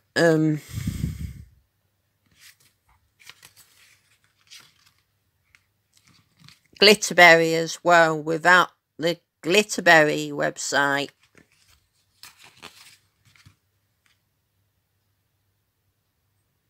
Which is run by a translator known as Glitterberry.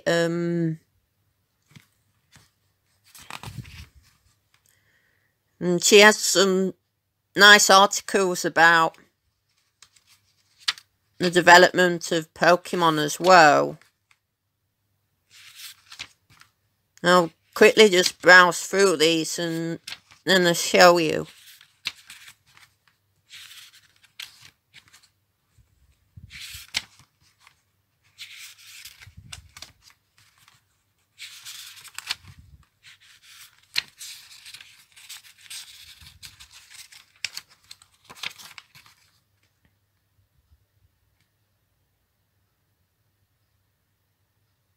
So, Game Freak Volume 1, 200 yen. And it's a shame it's out of focus. It says something Chibutsu replay, some kind of card game.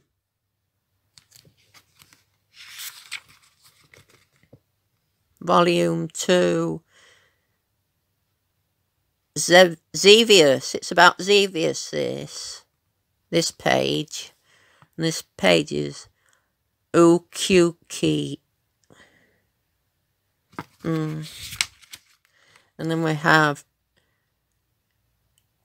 Kantakaku game characters.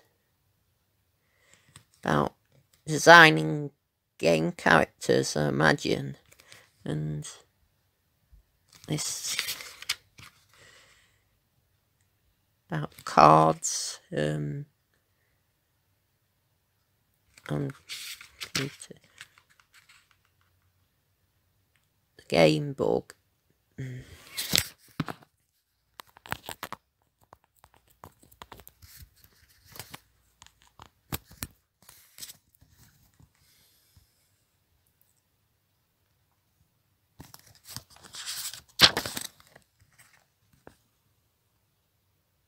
Oh, and this is interesting. I'm not sure what it's in reference to.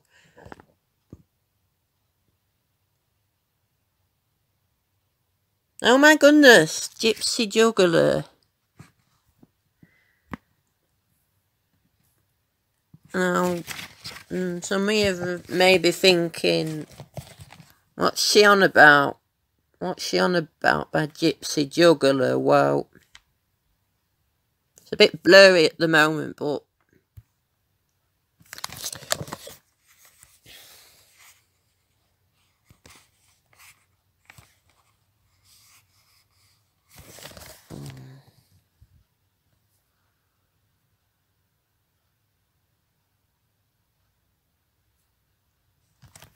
unfortunately, look, might have to take my word that it's there. Gypsy Juggler, yeah, it's there, Gypsy Juggler. Now, Gypsy Juggler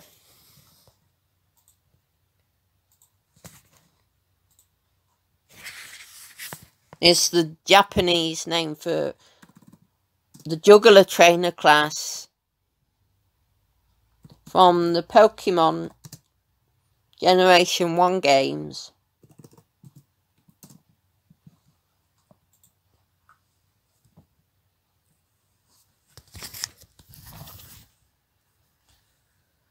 Gypsy Juggler. Now, these are probably game titles, ideas, I imagine.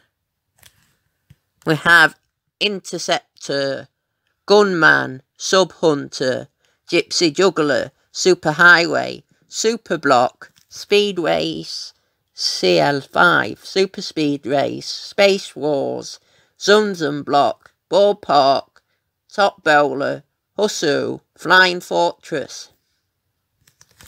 And, but also, maybe these are existing games as well, because you've got Space Invaders 2, Crazy Balloon, Defender. I don't know if Crazy Balloon though is a real game. It might be. TV game. About TV games. Ah, so here's looks like some kind of arcade cabinet. It's the handwriting's quite hard for me to read it, but something ni o na o ba a na ta wa game machine, something te invaders ya UFO to something te iro no de wa nako akuma demo program to something te iru no da invaders, and copyright to Jerry apps. And yeah, fascinating stuff. And oh yes, yeah, so before Game Freak made video games, they made these magazines about how to win at Xavius and stuff like that. And they hand printed these and they sold them, and they must have been quite successful because they eventually became the Pokemon creators, and then look at where they are now.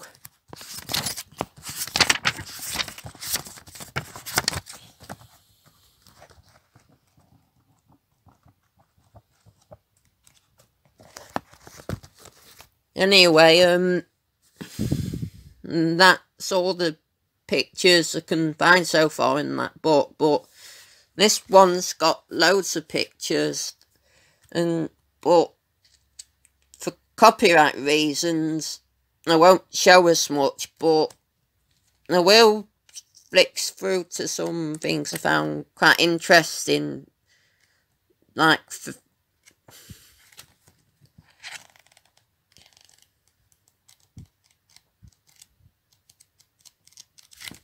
yeah, so I have the Quinty and Jelly Boy and concept art for Jelly Boy, and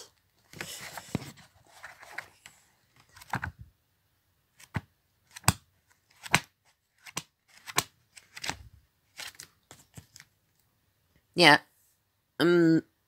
yeah, it's not the only stuff because there's some Pokemon and Drill Dozer stuff too, I believe. I'll try and find the Drill Dozer stuff, and then I finally talk about Glitterberry, and then I might end the video. Okay, I found some more stuff in this book to talk about. So, here's another one of those Game Freak magazines. It's got Pulseman on it. It's fascinating stuff. And some kind of long interview, it's called.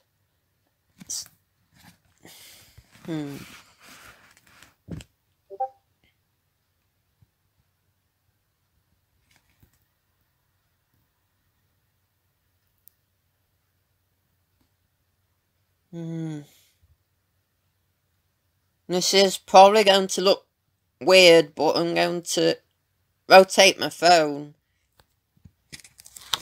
Just so. Yeah, so okay, this is the interview. It's last page, I guess. And I'll leave it on for 10 seconds or so. Yeah.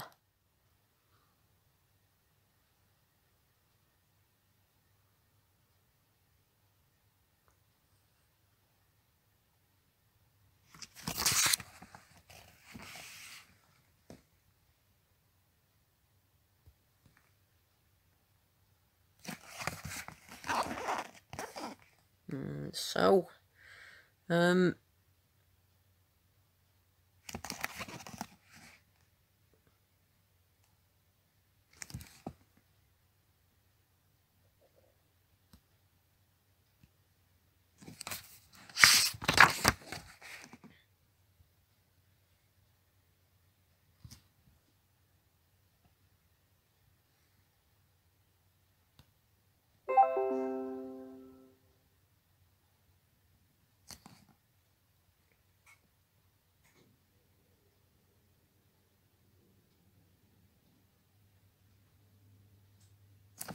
Okay. I gather that's probably just enough. So, yes, a game I didn't mention. Well, I'll briefly mention another one as well. It's called Click Medic, and in Click Medic, apparently the gameplay style is quite similar to Pokemon, but you work with vaccines or something, and it was released for the PlayStation. So, one moment. Thanks to this person, we have some Click Medic footage. I don't know if it's just me, but I think the art style looks a lot like Pokemon. And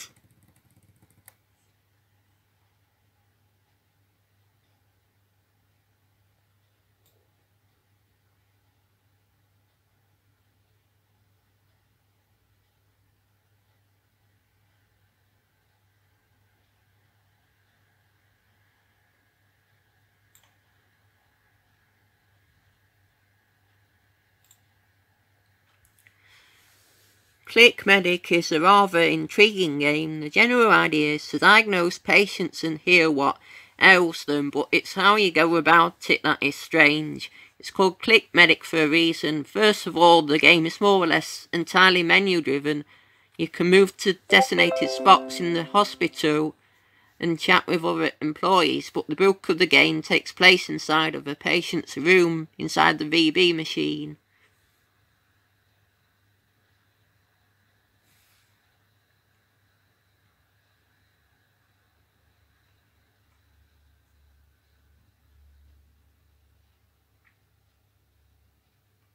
So, yeah. And I guess while we're at it,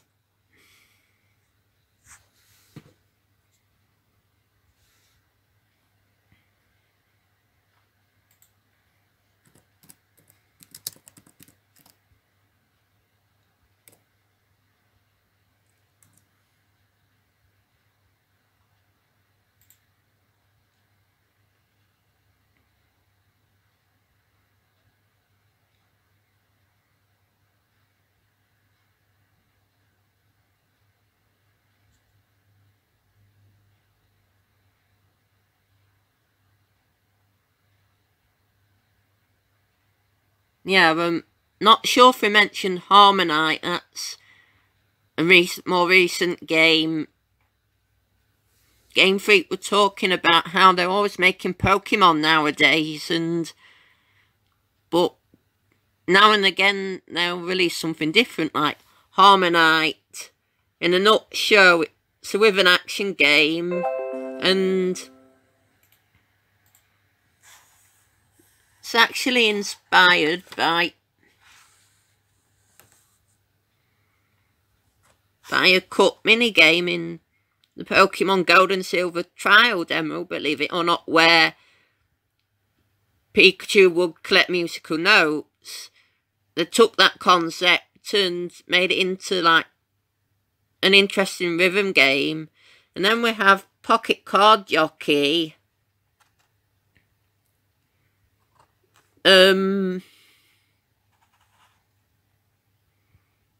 It's like a combination of solitaire and horse racing. And I don't know the relevance of this, but Nintendo once had a horse racing game in development. I mean, well, beginning with the NES modem, they had like a horse racing betting software, but after that, there was a planned game for the Game Boy Advance called Horse Racing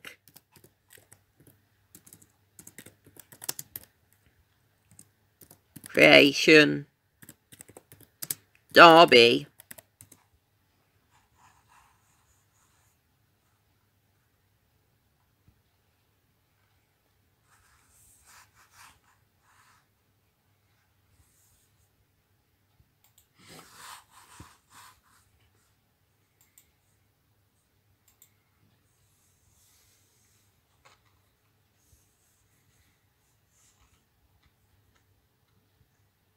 yeah.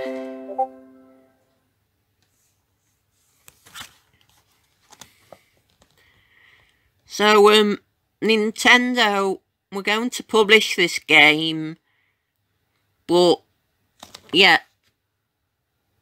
just so we don't misunderstand, Game Freak didn't make this game, but, it was planned by Nintendo to support the mobile Game Boy adapter, and the mobile Game Boy adapter, the premise, which was used in Pokemon Crystal for the GS Ball, one of the special mail, I forgot what it was, the Odd Egg, Online Battle Tower, the Pokemon News Machine. The premise was you could use the Game Boy to connect to a Japanese cell phone to connect to the internet to a limited degree and download content.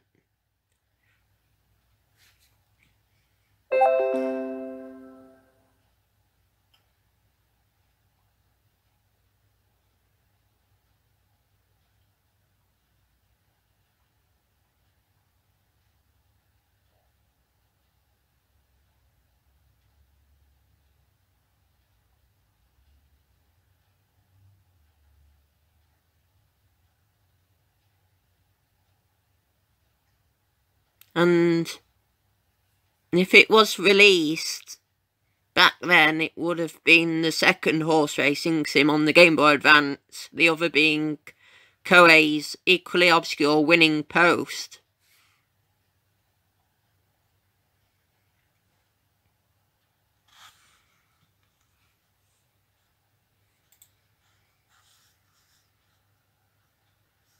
Now, they also have Giga Record Out Town, the original Giga Record, Tembo the Badass Elephant. As you can see, they've got back to the links with Sega here.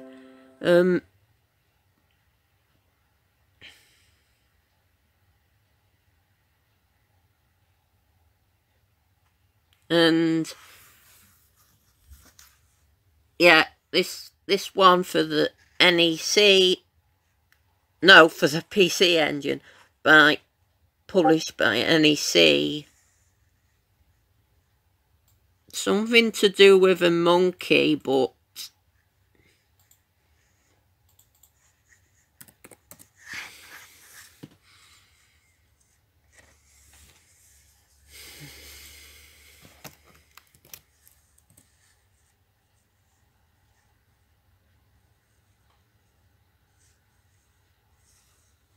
one moment, sorry.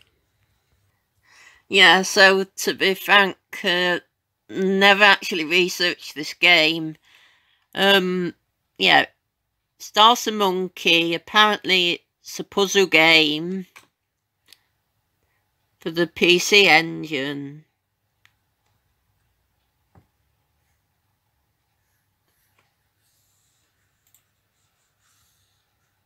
And we have a video here by Dugong Gue. Hope that's how you pronounce your username. And copyright NEC Home Electronics and Hudson Soft.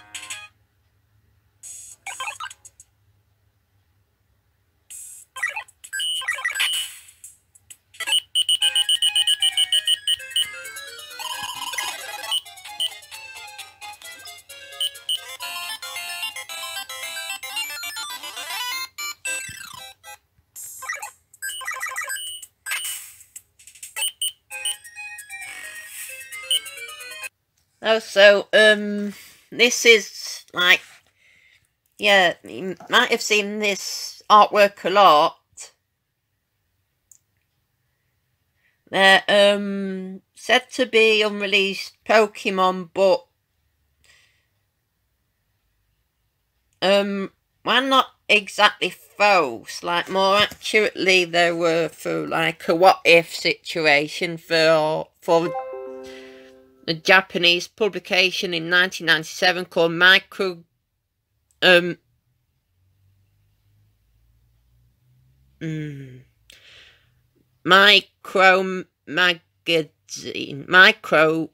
Magazine.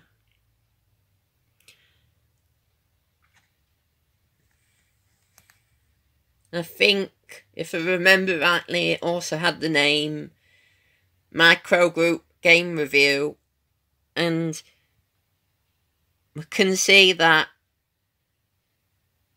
although these trainers and Pokemon were not exactly in the final, we can see, like, we had Tyranitar there.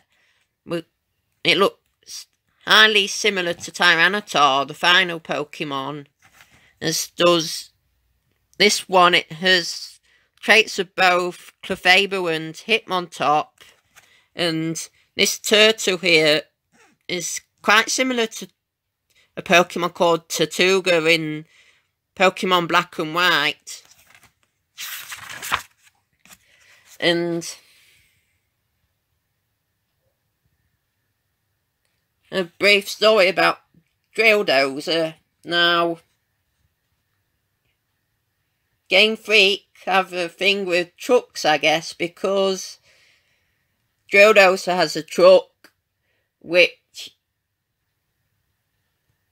Jill, the protagonist, parents or guardians or whatever, I forgot the character names, but they use it, and Jill's the boss. She operates the Drilldozer, and she's got to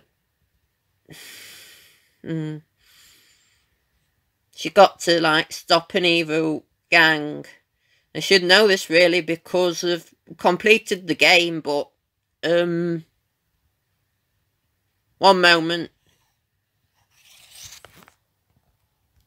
Okay, so the gang you've got to defeat are called the Red Dozers, and some of the music is quite reminiscent of the Hoenn Pokemon games, and also it was a special Rumble Pack cartridge. Only Japan and North America got it at first, but on the Wii U Virtual Console in Europe, they can get it too. And I originally imported mine, so I didn't need to, but if I didn't import, that would be the only way to officially get it in my country. And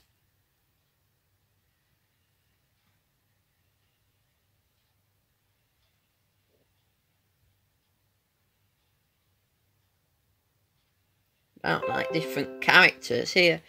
In this game here, it's called Bushi Shei Ryuden or something like that. And it's about like Japanese imperialism, if that's the word, like samurai. But I feel bad saying that word if it's a generalisation that's not accurate, but it's to do with the Bushi, which is associated with that. And this character called Wakyu, I believe, look kind of like Victini in my opinion. So does this guy, kind of look like James from Pokemon. And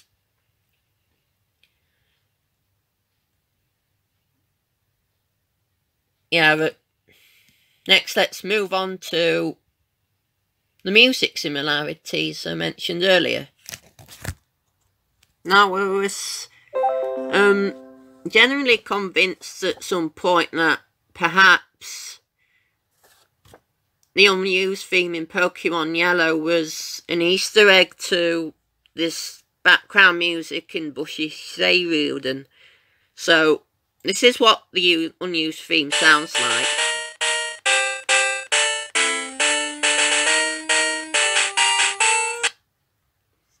Now, compared to Bushy Seiruden Boss Battle Medake.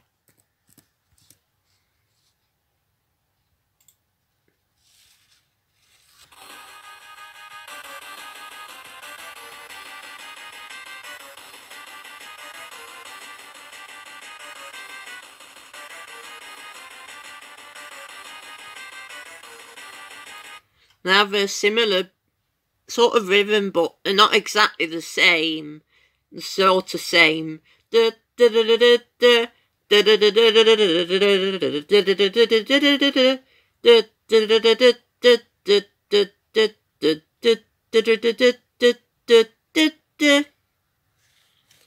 the Bushy Seiruden music being much faster. Now, according to the data dump, the unused track was actually used for Giovanni out of reference, although it's also interesting that it's in the special music bank, which is bank 20, or a different bank in the Japanese versions, and it normally contains stuff like the Jesse and James theme, the printer music, the Pikachu's Beach minigame music, and so, yeah, it would have fit for a special trainer, I imagine, like maybe Encounter for Giovanni. So, the Drill Dozer third gear theme.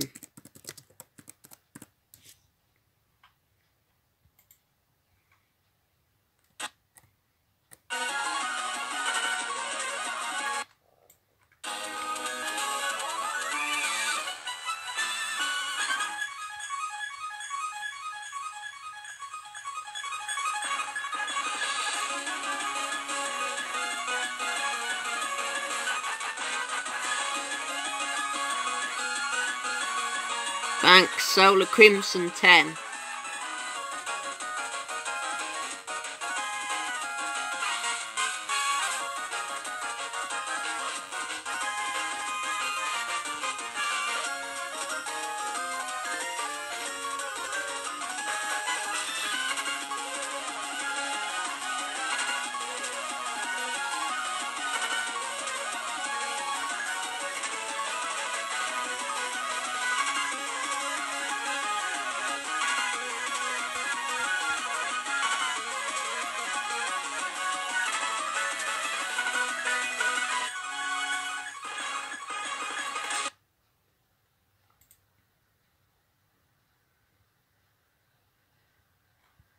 So,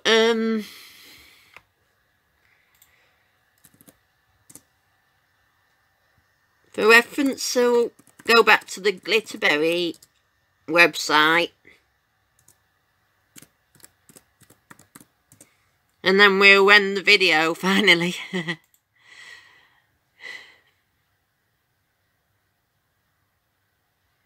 So, Pokemon Gold and Silver and Red and Blue, these were taken from Japanese interviews and things like that. Early concept art and design doc.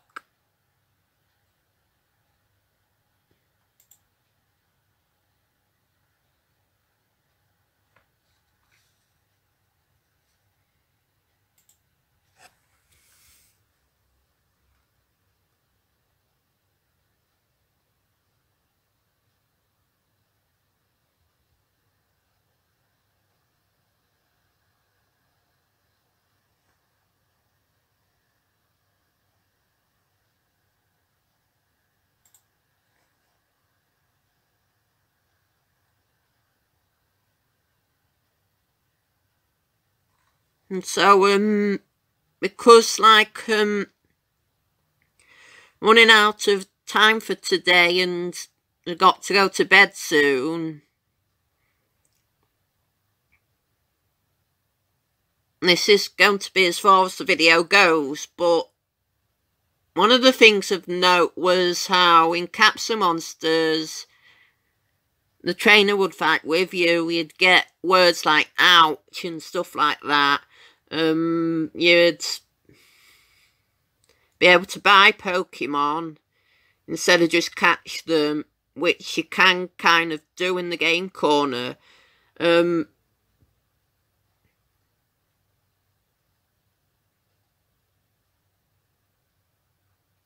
Although there's some 190 identifiers for Pokemon, in actuality there were a lot more that were drafted but never saw the light of day, and some of these perhaps could be seen in the leaked Space World 1997 demo, like for instance not only Honoguma but for Leafy and